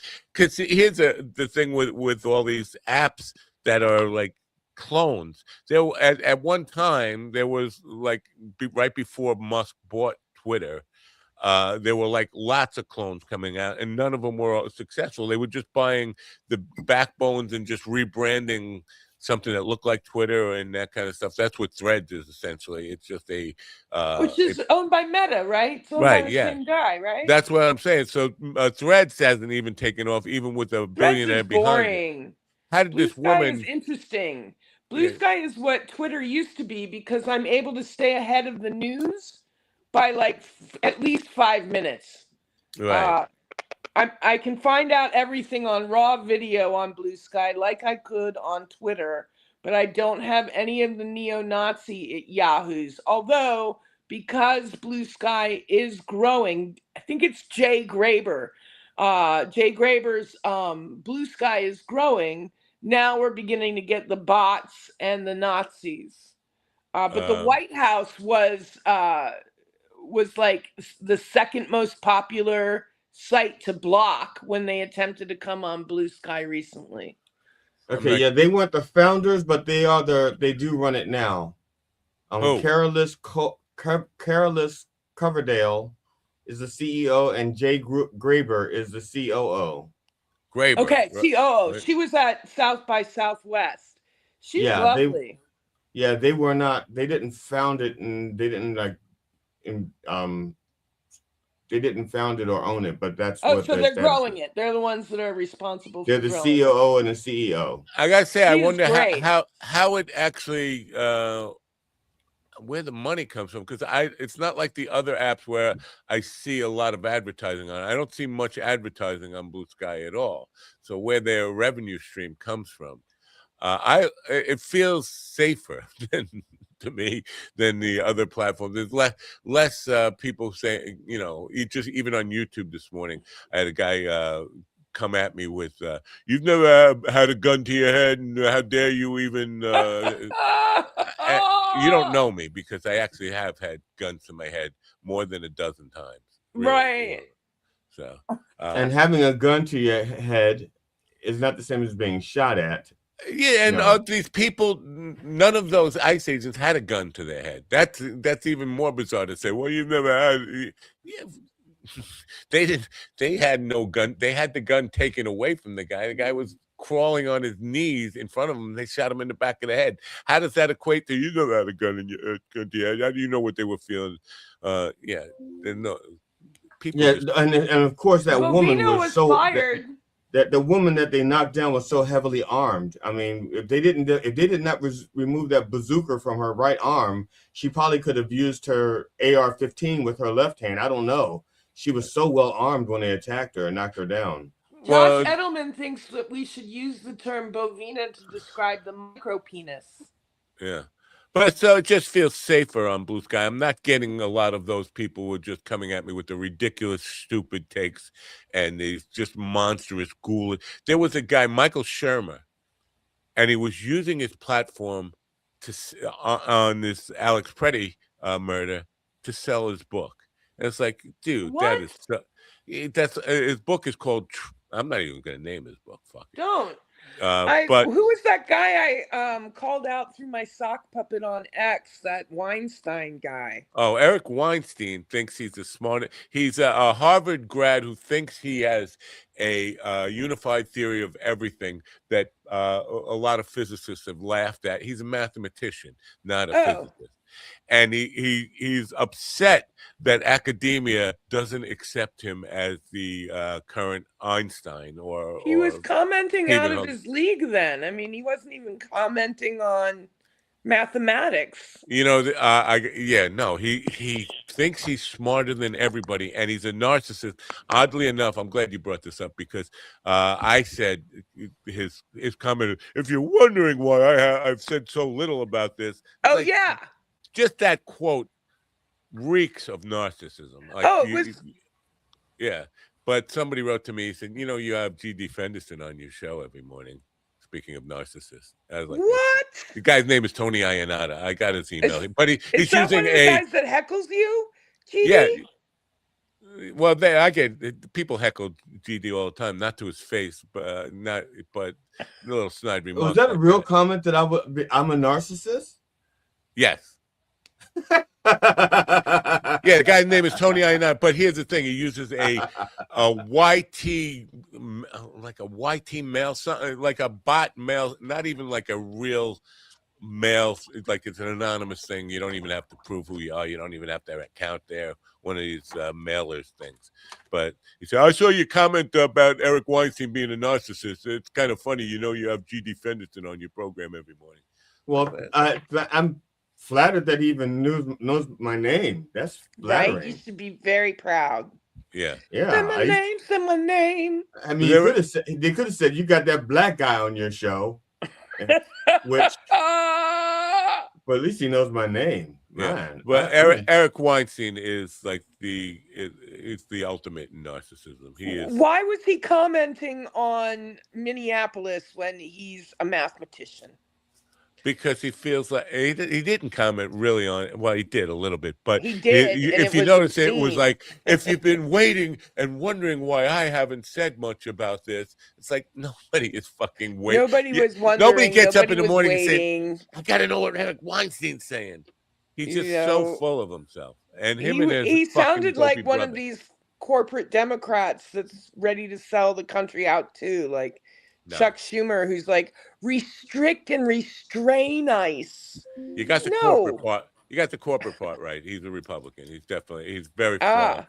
He's one of the guys who has helped push Rogan to the right. Rogan has him on a lot. Yeah. Okay. But did Rogan really need help to be pushed to the right? No, Rogan was actually far left at one point. Very far left. He's surrounded by toxicity. Too many. That's what happens when you get too many yes men. Yeah. Well, you remember Rogan had Bernie Sanders on and agreed with everything Bernie Sanders said. Yeah. And was almost to the point of endorsing him. He didn't endorse him, but he said, I and love then this guy. The liberals clobbered Joe Yeah. for supporting Bernie. Right. So then you have the corporate Democrats bashing Joe, and Joe gets angry at them. And then, meanwhile, the toxic bro crowd's just waiting for Joe to swing to the right because they watch him every night broadcasting the sports. But who's really even listening to Rogan at this point? Enough people for him to still be making a lot of money. The people who discovered him after Spotify paid him, that's their fault. But I mean, who's really listening to him? And listening to him is a separate really issue to from anyone outside making to me, making your voting decisions based on what Joe Rogan says. If that's what you're doing, I mean, whether it's subtle or it's like straight up, like, oh, Joe Rogan told me to vote for Trump, I'm voting for Trump.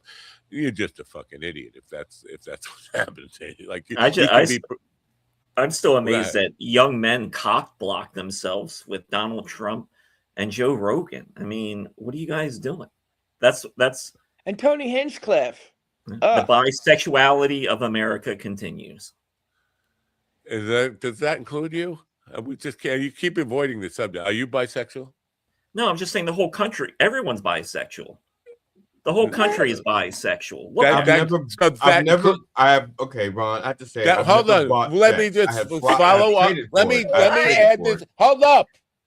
Does that include you? Are you bisexual? The whole country is bisexual. You're part of the country. Are you bisexual? Well, I don't play with men, but the country's bisexual. That doesn't answer the question. It's a yes or no question. Answer the question. Are you a bisexual? No, but the country is very bisexual. What? You're Look a fucking plow driver. What happens? Like it's so obvious. Look at the Go military. Get your snowplow. The military is trying to make a huge swing to back where it's just man on man action. So, but you're immune to it. What do you mean? I just asked you if you're bisexual. You said no, I don't. No, the whole country is, but not me. I mean, just because you don't play with men doesn't mean that you're not bisexual. Yeah. So you're bisexual. No. Yes or no? The whole country I keep telling you the country is bisexual. The country, but not you. And you're part of the country.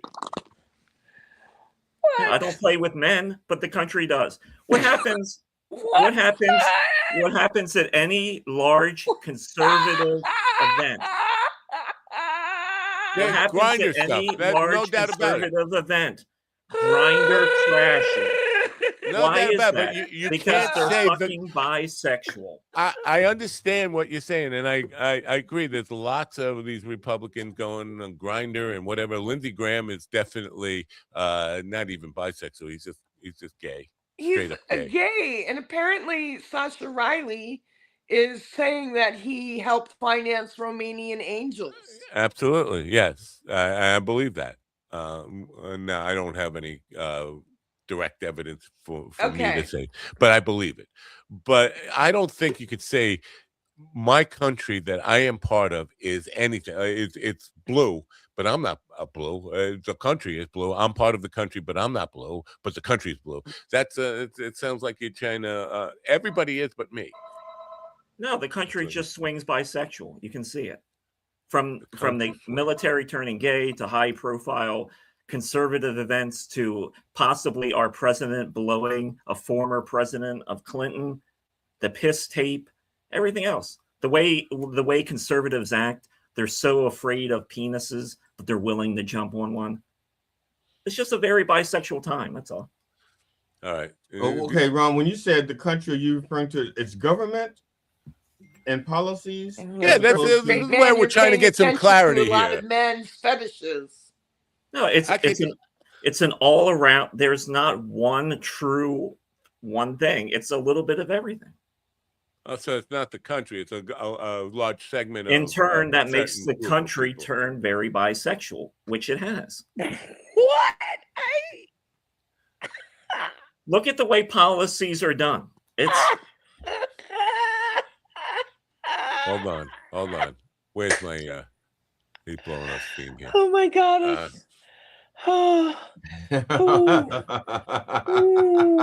Sounds like. So Matt, well, first of all, welcome to the dark side. You're using the scroll.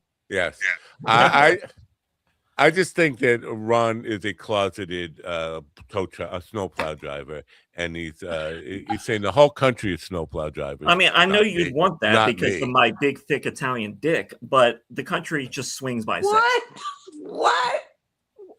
What about Italian dick? Yeah, I'm Italian. What about your Italian dick? It's according to him, it's big and thick. Oh, do the Milton Berle and Arnold Palmer test. Drop it right now. Forrest Tucker, from what I know, Milton Berle was Jewish. Forrest Tucker was Irish. Arnold Palmer. Oh, yeah. you said Arnold Palmer's Anglo. So so far, I haven't heard anything about no Italian name dropped into this huge the Dickathon. The world. I just want to say something real quick. I didn't know when the whole time you were saying Forrest Tucker. Is there a penalty for that? I was thinking Forrest Whitaker. Will you get in trouble? Forrest Whitaker. I think I mean, that's what I was thinking the whole time. Every time you said Forrest. Every time you said Forrest Tucker, I pictured Forrest Whitaker, and I'm going like. So when our friend Dan Pasternak was on the program detailing the Forrest Tucker and Milton Berle incident, you weren't paying attention to that.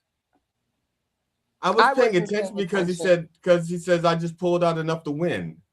Yeah, that was that was the punchline. Yeah, I was paying attention. It's just that for the name when he said Forrest Tucker, were you thinking of Forrest Whitaker, or it's just when I say it? No, it was just now because it was so far out of context for me. All right, that's all. Does it also say that Milton Berle shamed Arnold Palmer? No, because you're saying like Arnold Palmer, he probably pulled out his dick, and Milton Berle's like, "Let me show you a cock." Well, Matt was saying that Arnold Palmer compares to Milton Berle. He's like, in the golf world, he is the Milton Berle of comedy. No, because that is what I was saying, but I'm correcting myself on this. It's like that. It's like this thing where the guy had no ID. The only evidence we have of that are the people who killed him saying he had no ID to justify their shooting. The only evidence that Arnold Palmer has had a huge dick is Donald Trump talking about it. That I have never. Well, it may be compared to his. Trump could be comparing Palmer's to his own. And saying it's huge, according to before Trump came out and said that, had you ever heard that about Arnold Palmer before? No, that's what I'm saying. It may have been just a comparison thing, where because according to Stormy Daniels, Trump is pointing like it may be just a straight up a fantasy. It may be just. Well, I sure wish Dan Pasternak was on today because he would have been able to assess the whole Caddyshack discussion. I'm just googling how does Trump know Arnold Palmer's dick was so big, and maybe he was comparing it to Bubba's. We don't know. I had no idea Trump was talking about Arnold Palmer's dick.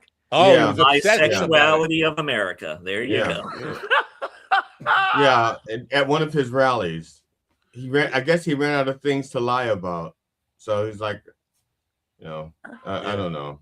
So and that's the only evidence in play. It's Donald Trump's word for it. I mean, I never heard anybody else say Arnold Palmer was in the Milton Berle class or the Forrest Tucker class. So we should get Arnold Palmer on and ask him. I mean, if he's still alive. He's dead, I think. Right? Yeah, I think he passed. Donald Trump staged We a gotta photo dig them op. up. we need forensic evidence. Donald Trump was at the McDonald's thing. And when he started talking about, he was at McDonald's working the fry machine. He started talking about Arnold Palmer's dick, rebuked by Arnold Palmer's daughter. Trump. Wait a minute. He was at a public. He was at a fast food restaurant. Trump rebuked by Arnold Palmer's daughter for fawning over her father's dick. Arnold Palmer's penis. Wait, now she's saying, "Don't talk about my dad's dick," or she's saying it wasn't that big. Let me see. I got to read deep into it. Continue while I. The bisexuality continues. I'm doing dick deeping. Dick deeping.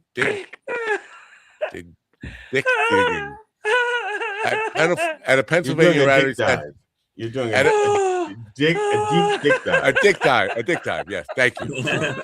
At a Pennsylvania rally, Pennsylvania, where Ron lives, the bisexual bastard, Donald Trump played a pro wrestling theme song just before taking the stage and discussed the late golf legend Arnold Palmer's muscles and legendary club.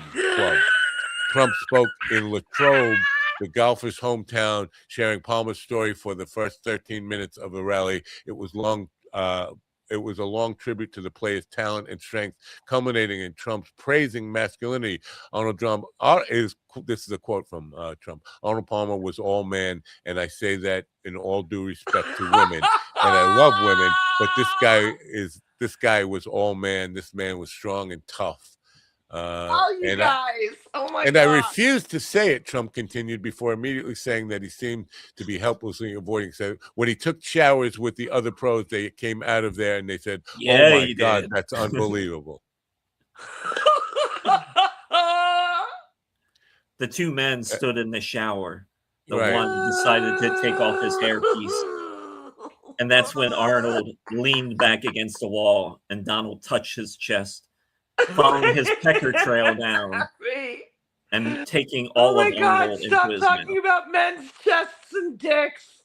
My understanding is that the invention of the merkin was actually inspired by Trump's hair covering Arnold Palmer's junk in the shower, and that was what gave him. The merkin has been around for ages. Don't put that on Trump.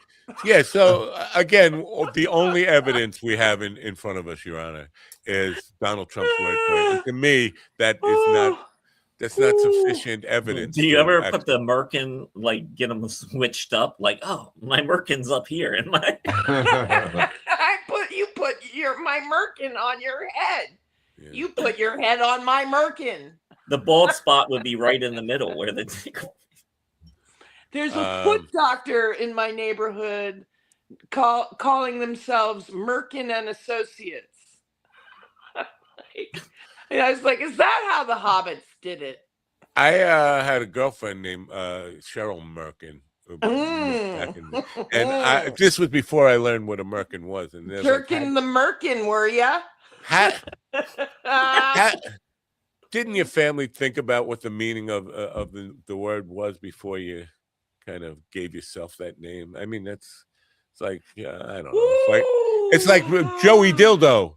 I would change my last name if I was Joey Dildo. There's an old Simpsons I bet joke. Alex Pretty had a big issue growing up being named Pretty. There's an old Simpsons joke where they clean up the elementary school and this teacher comes back to teach because he had a rough time because the kids made fun of his name.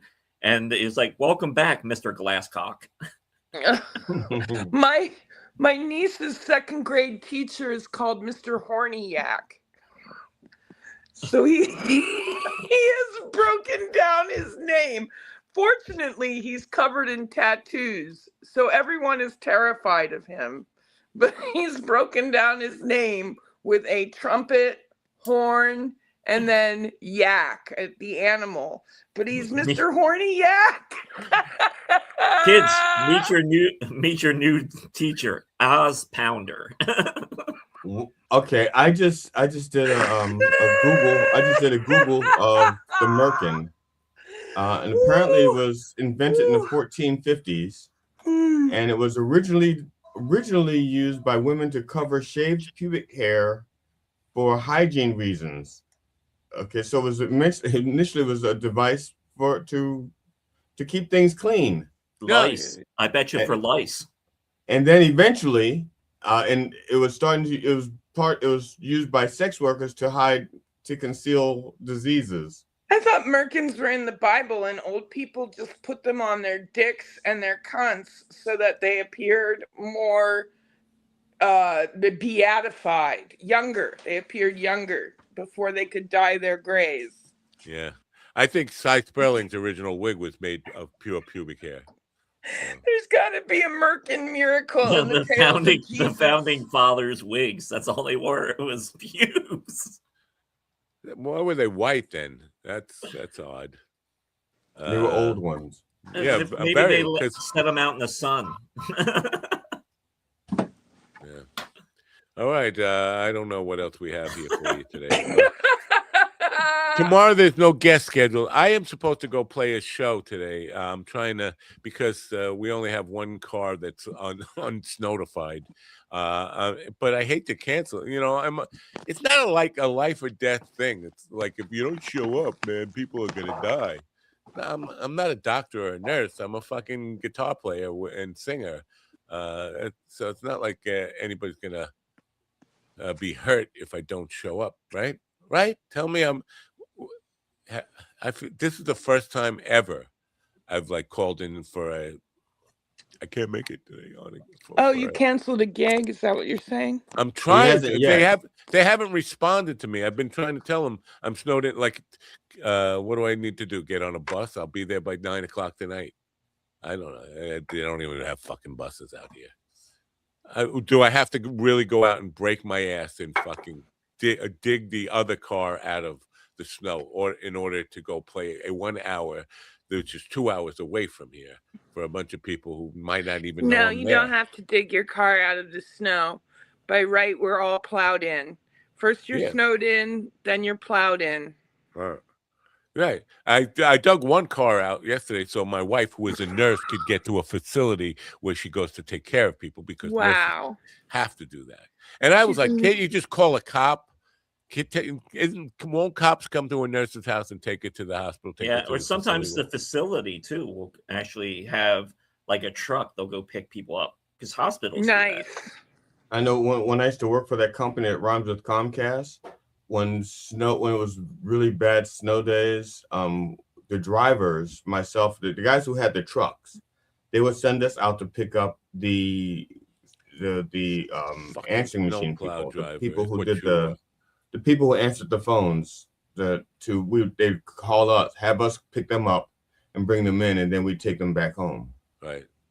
And then you plow their fucking driveway closed, and then you fucking come on this program and defend people who just go in. I didn't plow. They laugh. They laugh as they come by. I picked them up. There's your snow. Difference. Here's your snow in front of your driveway. I just picked them up. I didn't do any plowing. And then you come on this show and you defend it. You defend that fucking low life behavior of plowing people in. Oh, I don't think I was defending. I don't think I was defending. Hit the people on the live stream. No, I know what I said. Go back. I know what I said. I wasn't saying in defense of them. I wasn't defending them. I was merely pointing out the possible reality. This argument only works if Matt is out there every day when a plow truck comes by shaking his fist. And actually, I promise you, Saturday when the Snor'easter comes, that's gonna be my goal, is to get out there and just like tape the snowplow guy. And I'll say, and I guarantee you, he will give me the finger as he drives by, like, fuck you, I'm plowing you in. You're gonna have your snow shovel, Attica. And yes, and it's not even a full laugh. It's that he like a. Our neighbors dug us out. Our neighbors dug us out 3 times. They paid for the little kids to come by the first day. The second day, someone came by. I'm not even certain if it was our neighbor or not that dug us out. And then the plowman plowed us right in. Go ahead, GD. Ron, you want to say how she deserved it for being alive? I didn't say anything. She deserved to be plowed in Oh, these fucking poor plow guys. Why are you? No wonder the guy thinks I'm a narcissist. He thinks I have all these thoughts that I haven't that I have not expounded. Yep, it's called part of the process. Yeah, part of the process. Plowing is I didn't say anything about deserving or anything like that. Thank you so much for having me on today with the crew. Yeah. You want to be. You're thanking me for having you on with people who are happy you got plowed in. They celebrate. They celebrate I'm with just the happy snowplow I got drivers. plowed. Okay, I haven't been plowed in years. All right. Yeah, there you go. I've been coming on your show in pajamas, hanging Apparently, out. Still Ron no has, dates. but he's not. He's not Finally got fully plowed. admitting it yet. Yeah. So yeah. So this weekend, I'm hiring a whole fucking camera crew to catch all these. I'll come on guys. your show tomorrow. Tomorrow. Oh yeah. You have no guest, right? No, there's no guest tomorrow. Yeah, I'll come on. It's a day where I'm scheduled to go film stuff after the program for another client. I don't want to go anywhere. I would. Well, call me in April. In April, I'll go somewhere. How about that? I'll go to Minneapolis and play golf. Because it starts April 1st. I think we've established that here too. On February 12th, I'm doing Craig Shoemaker's Laugh Bath. Craig is going around to different hospitals and community centers as well as online, and he hosts laugh baths. If he doesn't get snowed in. Well, it's online, so it's online, and he's in LA. He never gets snowed in. I mean, I'm sure he's been plowed before since he is the love master, but... And I don't know if you know this, but the country is apparently bisexual. So if he's in the country... Okay. I've never mentioned this before. It's not... wait, confession coming. Come on, open the closet door. Come on. It's not a closet door. It's more like a... Dungeon? I've never heard of Craig Shoemaker and I have one thing in common. He and I both dated the same woman at one point. Who? Who do you have this Craig in Shoemaker. common with? Craig Shoemaker. He and I both dated the same woman at one point. Wow. At the same time? No, I was second. Who? Sloppy?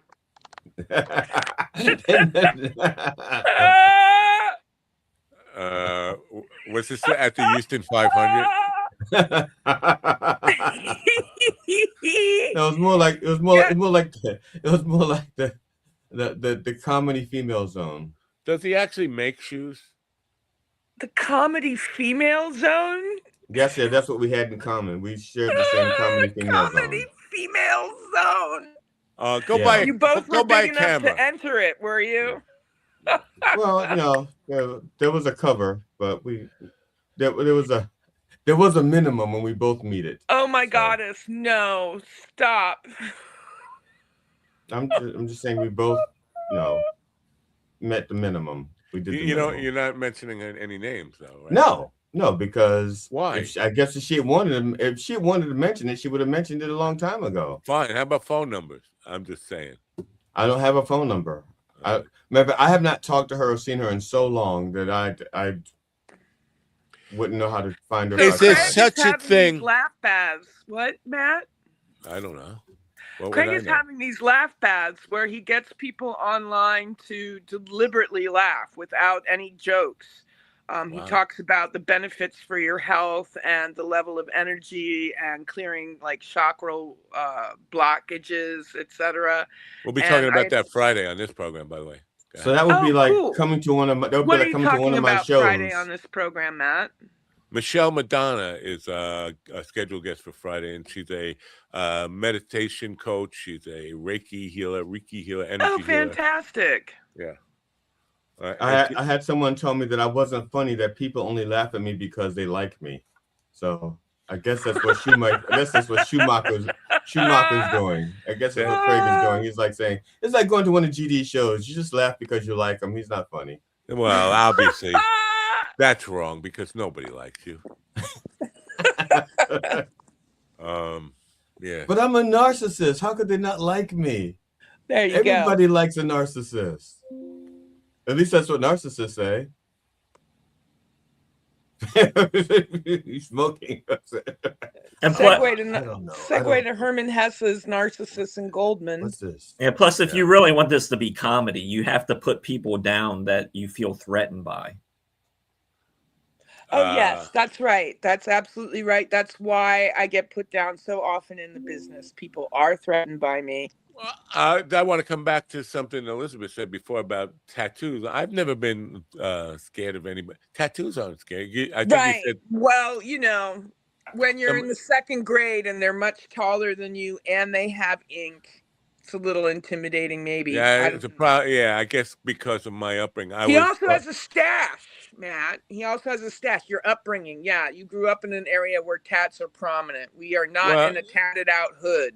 All of my father's relatives were all tattooed up. He was extremely tattooed up. Yeah, no, not us. So, not our neighborhood either. We have a very diverse school, but Mr. Horniak's one of the only tatted people. He's got them on both arms, and he has a Matt Napo stash. So apparently, when the kids run in the hall, he's the teacher that just opens the door and goes, "Hey!" And then everyone's quiet. Does he have his teeth, though? Mr. Horniak. Does he have his teeth? I don't know. He has 5 daughters. That's all I know about him. Because the real big tell, when I see a guy with tattoos and he's got horrible teeth, it's like you've made a lot of bad choices in your life. Oh, I have no idea. I will report back when I meet him, Ron. I got money for the tattoo parlor, but not for the dentist, that kind of thing. Yeah, that happened. I can almost understand that, because quite often, how many times have you heard somebody get drunk and get a tattoo? But on the other hand, how many times have you heard somebody get drunk and go to the dentist? Every time I go to the dentist, I have to get drunk before. No, but I'm saying, like, you're sitting in the bar. You get drunk. Most people don't go, "Oh, yeah, I'm going to the dentist." They're like, "No, I'm going to get my teeth cleaned." It's a good idea. We should all go get our teeth cleaned together. It's like more like, "Hey, let's all get a tattoo." You know how bad that smell would be coming out of your mouth? That hygienist would. She'd probably just stick your mouth full of galls. I've been to that point where not for a teeth cleaning, but I go to the bar, hammer down like 15 bourbons in order to go to the fucking dentist. But that's only because you don't like the dentist. I'm not talking. See, I'm talking about people who just go drinking. No, but to Ron's point about good idea, the stink that comes off of you as you've had 15 bourbons laying in the dentist chair. I know I could have blown up the building. I don't even like. I don't like the smell after 2 or 3. So. And like that cheap whiskey. A walking Molotov cocktail. What, Ron? That cheap whiskey really stinks. Ugh, Rocket whiskey. Ugh. So that's when you know your friend is suicidal. Yes. Tomorrow night I have a guy on who's going to be talking about his book about the life and times of Charles Manson. Now, this is something I've read a lot about, and it's not the guy who wrote the book about the CIA's involvement in the intelligence community. I don't know if we're going to cover that kind of stuff. There's that whole angle of it.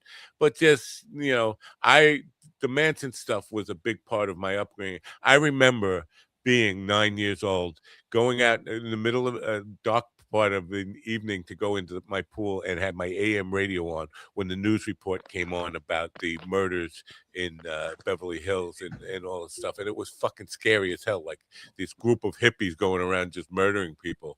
And as a little kid, it was fucking terrifying. I know I'm not in Beverly Hills, but wait, hippies are killers? Yeah, hippies are killing people.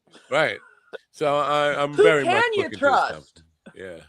I had a friend. I'm going to call him an associate now, because I think we're beyond the point where we used to be friends. But an associate, his claim to fame was that he painted a picture using some of Charles Manson's ashes. Wow. Yeah. See, he's an artist, and he did a portrait of Manson using some of his ashes. Yeah. How did he get a control access from one of his could be from one of his sons, but basically got it from the estate. Wow. Yeah, his name was the name he goes by is Ryan Almighty. Wow. Whatever. He's a tattoo artist. That it sounds like he's also a little bit of a narcissist, or you're calling yourself almighty. Yeah. And it sounds like a bad sequel to Bruce Almighty. Yeah. Yeah. Yeah. It doesn't say. Make me laugh some more. Scattered in a private funeral, legal battle over his ashes remain. Wow. Over Charlie's? Following a legal battle over his ashes, his grandson Jason Freeman ultimately winning the right to handle the disposition. Cremation service took place in Porterville, California. All right, so yeah, there was a legal battle, because I would assume that something like that. There probably were a lot of. Well, he didn't use all of the ashes. It was kind of yeah. I'm just thinking How did about he get the ashes. That's what I was basically asking, because I'm assuming there's a lot of cult idiots that wanted a piece of those ashes, right? And how much you would have to buy. There are probably people lining up for a little bit, like, oh, I got a little chunk of Hitler's brain. I got Charles Manson. Here's my ash collection. I've got Hitler. I have. And there's only so much to go around. Manson. I mean, so I'm just assuming, I have and maybe this is a bad assumption, that there had to be some kind of heavy price tag on this because the supply demand thing. I'm sure there's a lot of fucking ghouls who wanted that shit and were willing to pay good money for it. Here is the painting. I would like someone to hand it to me so I can accidentally drop it. Yeah. Let's see if I can pull this up here real quick. Is this the one? I don't know. You know, when I was in the cult, they used to have these drum circles, and they would paint the drum. Everybody would make their own drum, and the women would all paint their drum. Which cult? I don't want to say the name of Barbara Brennan School of Healing. Menstrual blood? Yeah, menstrual blood. They would paint all their drums with menstrual blood. Okay. Their moon. Yeah. There it is. Okay. Yeah, this is the painting. Okay, this is the painting. I'm going to try and show it to you. I don't see nothing in the background here. What are you talking about? No, I'm trying to pull it up here. I'm going to do the share screen thing. Okay.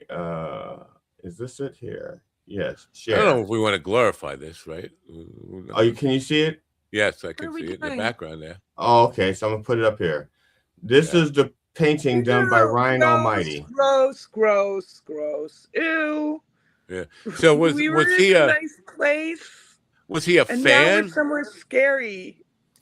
It kind of looks I can't like remember all blood. of those details. It literally has been so many years. I mean, we're talking.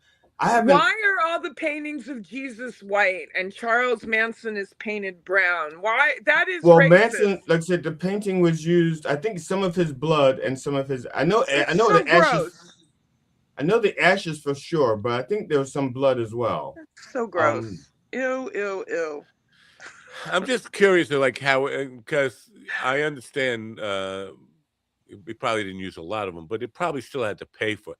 Like, how much are you willing to pay for that? And I've been trying to get Ryan on the show for some time, and he won't do it. Now I think it's the painter. Ryan, Ryan Almighty. I can't even remember his real last name anymore. But I guess it's just as well because he goes by Ryan Almighty anyway. But I tried to get him on the show here because he has a museum. And so I want him to promote the museum and some of the things that he had in it and stuff. His latest painting is a portrait of Jeffrey Dahmer using Jeffrey Dahmer's sperm. Oh, gross. Oh, yuck. He's disturbed. Why do you want to talk to him? I lied about that. That wasn't true. Okay, good.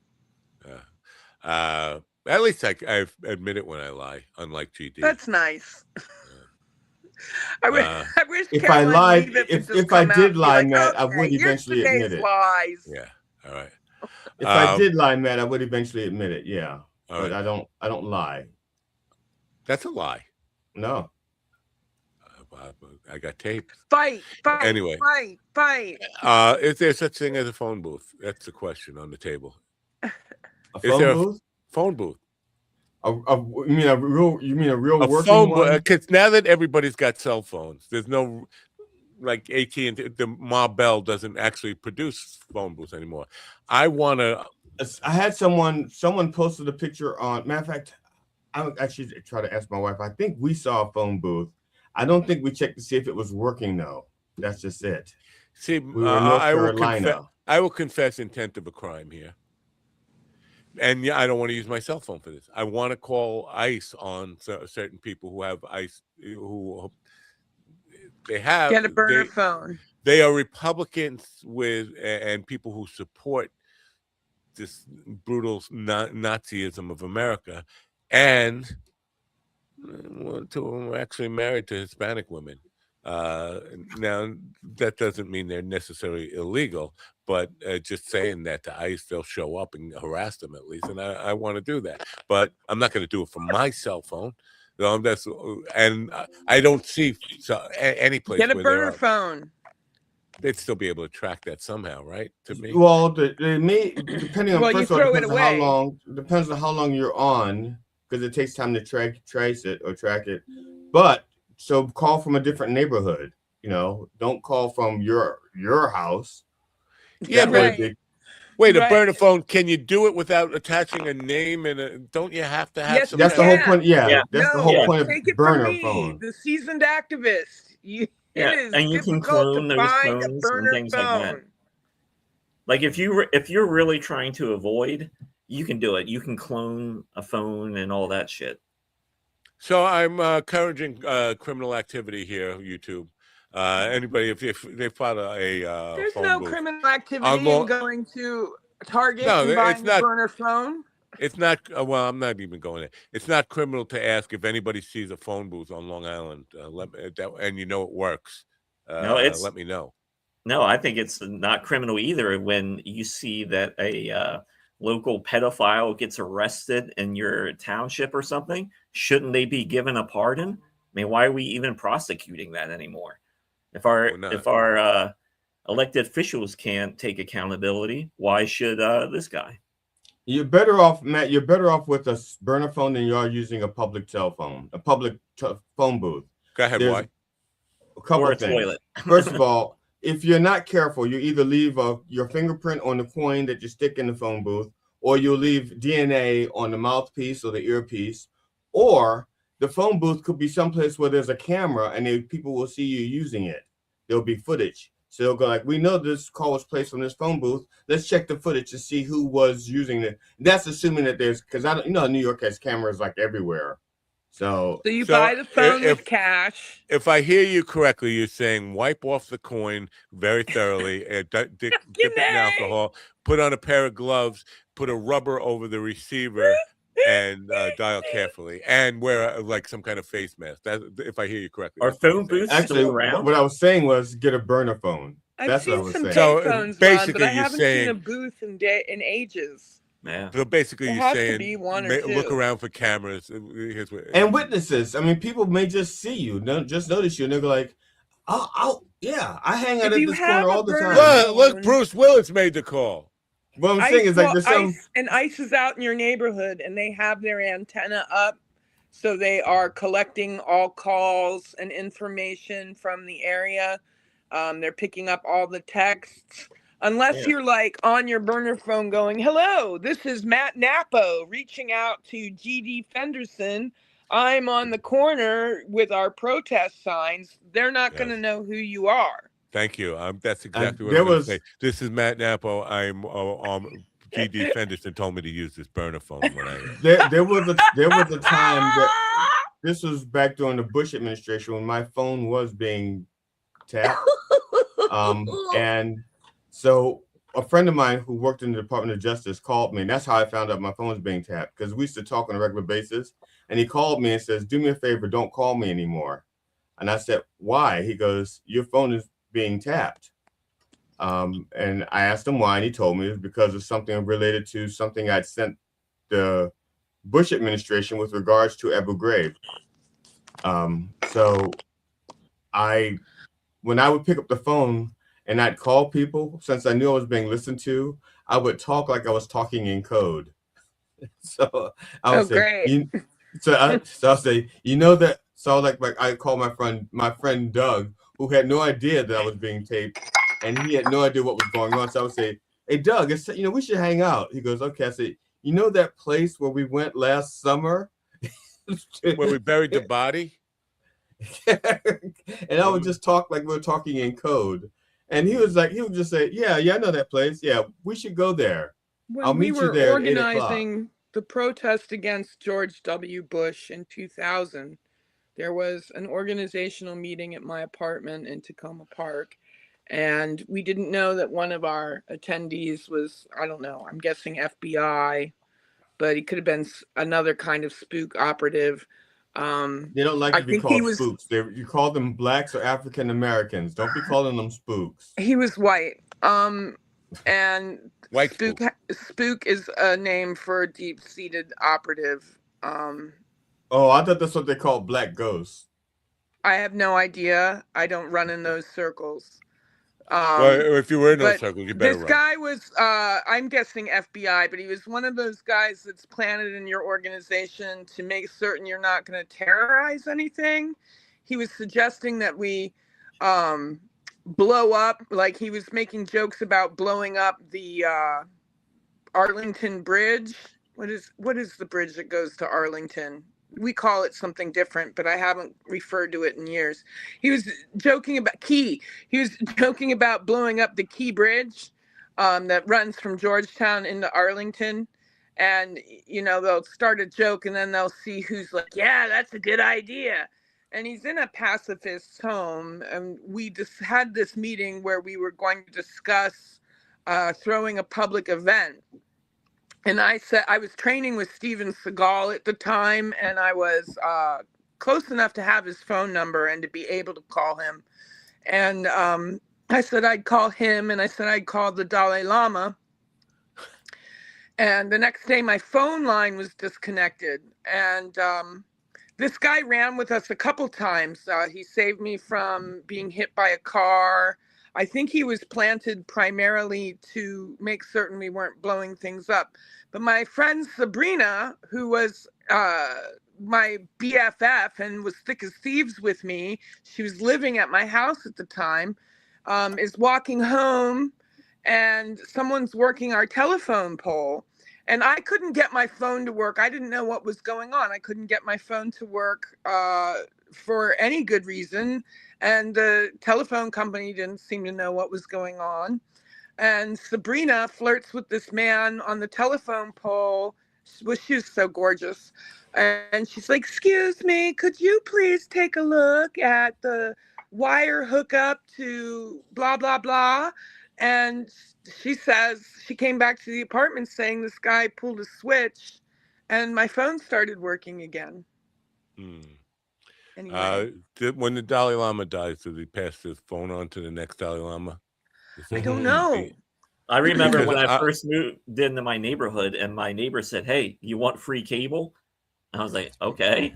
And he went out to the box and there we go. Yeah. Those boxes, man. So bisexual Ron here confessing to a crime, ladies and gentlemen, on the program this morning. We've how I not getting canceled by YouTube after today's show, talking about blowing up bridges, bisexual, stealing cable. It's bad show. And some woman asked for major defensive snowplow drivers. Children's books. Yeah, terrible I forget it program. There was a kid's book. In the midst of all this Arnold Palmer penis talk, we had kids books on golf. So on tomorrow's show, our guest will be the Dalai Lama, right? You're getting the Dalai. You still got the number. The Dalai Lama. There was actually a deli. I just want to call him and say hello, Dolly. There was a deli near us called the Dalai Lama. I wanted the Beastie Boys, the Dalai Lama, and Steven Seagal to come to Millennium Stage Kennedy Center, and I wanted the stage crew to come out singing "Hello, Dalai" to the Dalai Lama while the chorus was on Dalais. Do you see my vision? I see your vision. vision. It is genius. And I will, never mind. Look, I will call. I believe in the Salvador Dalai Lama. I believe in the Barbie Dalai Lama. I believe in the Delhi Lama. Make me one with everything. Oh, speaking of that, I have a Bogan tripod with Dolly on sale. Just put it on Facebook Marketplace. It's a steal. I mean, because these things they're on eBay for like $500, $600. I got it on there for $175. Come on, come and get the tripod and Dolly today. Get it out of here. More importantly, I believe in the Muhammad Ali Lama, because sometimes you have to fight in America. Now you're this Dolly that you have, Matt, because I made my own because I couldn't afford to buy one, so I made my own Dolly. This is back. You can afford to buy one now. How much is it? That's what I'm asking. Well, with the tripod, it's $175. If you just want the Dolly, how big are the wheels? That makes a difference because the one I made, we had I a made Dolly one of my shot own. in my first movie, and we didn't have a Dolly, so we duct taped a video camera to the back of my bike. Skateboards, right? Yeah, it worked. It worked. Yeah. On skateboards. Well, I had one of those. I still have it. As a matter of fact, the thing that car mechanics lay on so they could go under the cars. Ooh, you know nice. A creeper. Huh? It's called a creeper. No, that's my neighbor. I'm talking about the thing that goes under the car that you lay on. Yeah. So, but I still have that. But the first one, when I made my first Dolly, for my camera tripod, I wasn't thinking about the size of the wheels, and so the wheels are only like 2 inches in diameter. Oh no! And if I hit the smallest thing, the whole Dolly would just stop. I didn't stop to think that I needed like larger wheels so they could navigate like pebbles and stuff. This is heavy duty stuff. I mean, it's real solid steel and big. It's made for professional production. New, I think the tripod and Dolly went for like $1,500. I'm selling for $175, both of them together. Wow! You can't go wrong. Just because I don't even have the big cameras for it anymore. I'm using my fucking phone. Who needs this fucking thing? Did you make That's a the other movie thing I was going to ask you. Is there an adapter on a Dolly for my cell phone? How did you wind up with a Dolly, Matt? Yeah, you could adapt it for the cell phone using one of these things. Screw it onto the head of the tripod tongue, and yeah, use it. You could theoretically, but it's just you'd look really silly doing it. I'm asking because my next door neighbor is into television production and stuff like that. I will check to see if he has a Dolly because he has a lot of equipment. Let's call ice on him. Oh, on no. Your next door neighbor. No. Why haven't more people done that? Like just tied up the lines and reporting shit and have them going all over the place. There have been reports of ICE lines being tied up. A number of activists thought it was hilarious to call ICE and report a young Jewish girl living in their attic. Oh, that's funny. And now there are reports, there were reports coming from the front lines of Minneapolis that a group of activists, and I really wish I was young again because it totally would be me, were dressing up as ICE and mingling with ICE and going with them on the raids and starting fights among the ICE. Going, I don't like you. I don't like the way you talk. I think you're an implant. I think you've been embedded in this org. You're an imposter. And they get each other fighting. But now there are reports. Where is the prank spirit among our youth? Well, all this stuff is like you would think if this were the 60s, there would be a lot of hippie young people. Abby Hoffman forever. Right. Where the now fuck there is are the reports. Prankster spirit in America? We need more of it. We do. Yeah. Now there are reports that ICE has decided to use the same tactic and are dressing up in Columbia hoodies. They're wearing friendly Midwestern parkas with their masks. They're wearing friendlier looking masks that look like they're dressing up for the weather. And they're mingling among the protesters. So It's getting weird. Yeah. You don't know who anybody is, but this is my desire is to at least get shot in the head by somebody wearing a friendly face. Fucking me, Matt. Stop. Yeah. I would. You see the people dressed up in those big balloon outfits, like the frogs and stuff. Yes.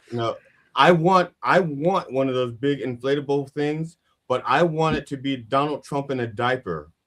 So I would walk around like dressed as Donald Trump I've wearing a big diaper. seen one of those. I've seen a couple of those. I've never seen one.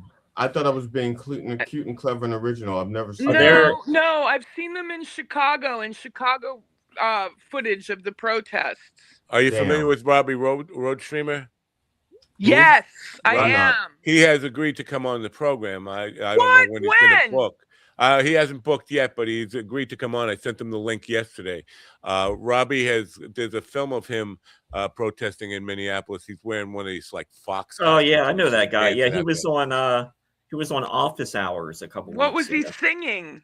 He brings this little PA system, a portable PA system like he can carry, and he sings like.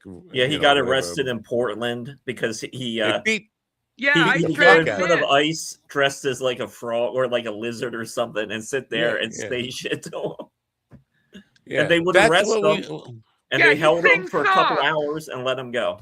That's all they did. Yeah. We need more people like him out there, just fucking that. He's disrupting. They should be disrupted. What if God forbid you disrupt a Nazi? Are they bringing in special equipment for that guy's sweaty upper lip that's coming into Minnesota now? Homan? Yeah. That guy's always got a sweaty upper lip. How is he going to handle that Minnesota cold? Ron, I don't think that's sweat. Now I just want to go like this. Ron, I don't think that's sweat. I think that's residual. I think that's residual Trump piss from him. Yeah, I mean, to be fair, we can't. That seems to be low-hanging piss. And to be fair, we don't know if Trump is pooping solid. I'm gonna guess he's not.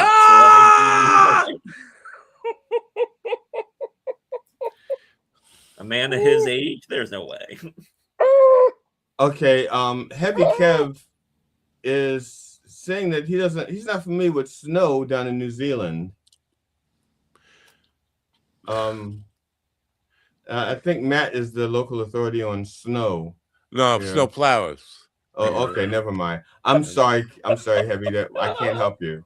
I thought Matt was going to be like. I hope your fucking sunshine plows you in. You're plowed in by sunshine. You fucking sun plow. Whatever. I'm sorry, Kev. I take that. I don't hope you get plowed in by sunshine. There was when I was working in Georgia. And I want to be plowed so badly. I want to be plowed in so fucking badly. I need to be plowed. Well, don't look at Ron. Is all I'm saying. I was working in Georgia, and there was this family from Brazil at the hotel where I was staying, and it started snowing, and they were so excited that they went outside to play in the snow because they'd never seen snow before. So I took my phone outside and I videotaped them, recorded them playing in their first snow so that they could have it because they didn't think to record it. And so I recorded them playing in the snow, and then I sent them the video. But it was for me, it was fun because I'd never seen anyone who had never seen snow before. And they weren't dressed for it. They were just like in their t-shirts and stuff, and they just out playing in the snow. It was kind of neat and fun for me. It sounds like a puppy video I've seen on Facebook. I guess so, except for this was 2 women and a little girl. Like I said, a puppy. I'm sorry. I just made a picture in Gemini, and I sent it to you guys. I texted. Oh, no. I don't. For a minute, Ron had gone over to the astrologist. Oh my God! I'm gonna be. I'll be raided by the picture police any moment now. Yeah. GD, check your group. Ron, will you please text me in Scorpio? I can't see. I can't even see it. I'm so fucking blind. Somebody holding 2 signs, but what do the signs say? Winter. Does that say winter herpes? See, it says winter heroes, but I winter heroes. But I thought it said winter Negroes.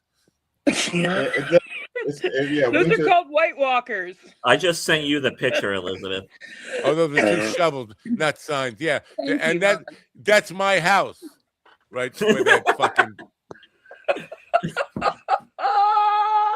Wow. Anyway, I'm out of here. All right, thank you guys for being with me. I gotta call a nursing home and say, "Am I fired for not coming today?" You know what's going to happen, Matt? That's probably the very same nursing home that you're going to be booked to live in when you get older, and they're going to remember this. Too far away. It's not for me. Plus, it's one of the more expensive ones.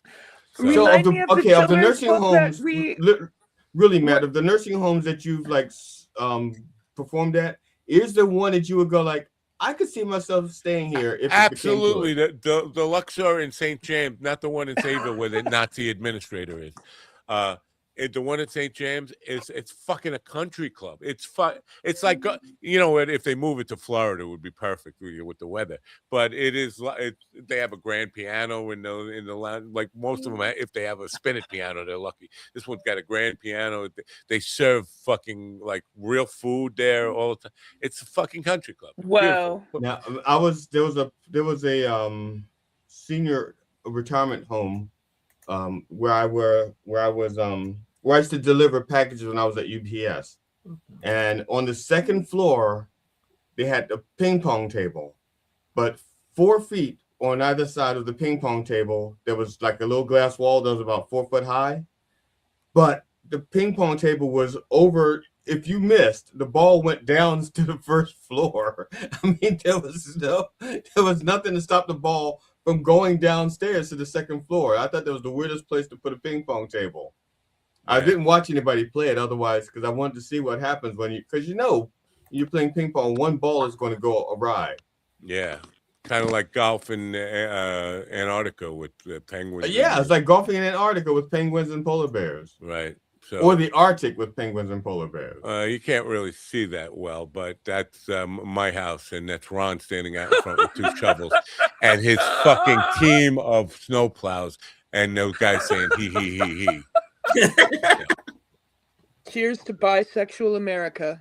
Yeah, bisexual America, I salute you. I would just say all snowplow drivers are not bisexual. Don't we have more than 2 genders now? But he was double fisted with the shovel.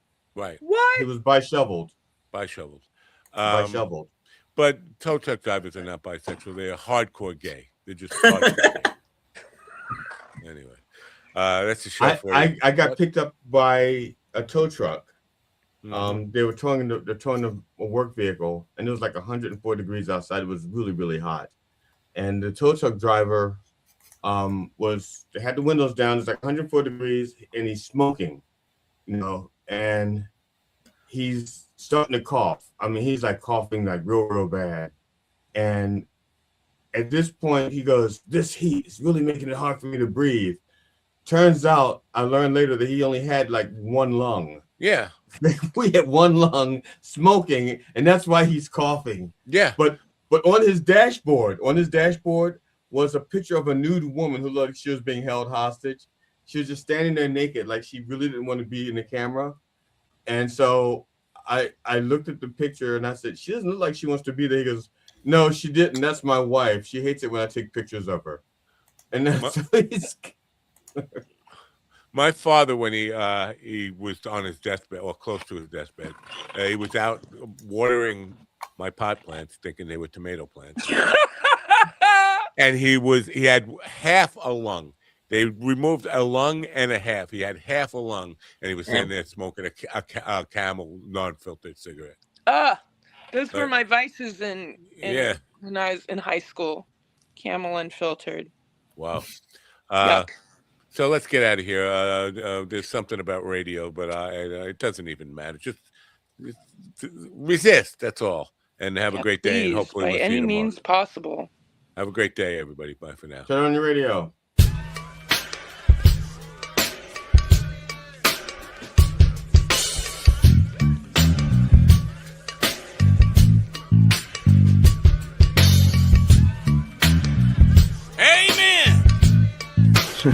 That's garbage.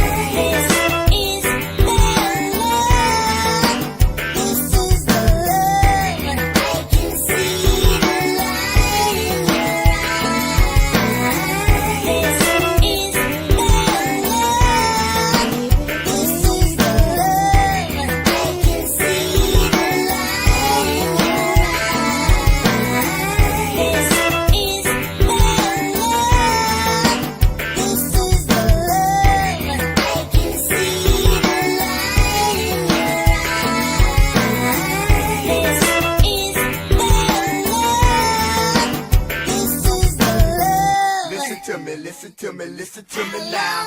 Listen to me, listen to me, listen to me now. Listen to me, listen to me, listen to me now.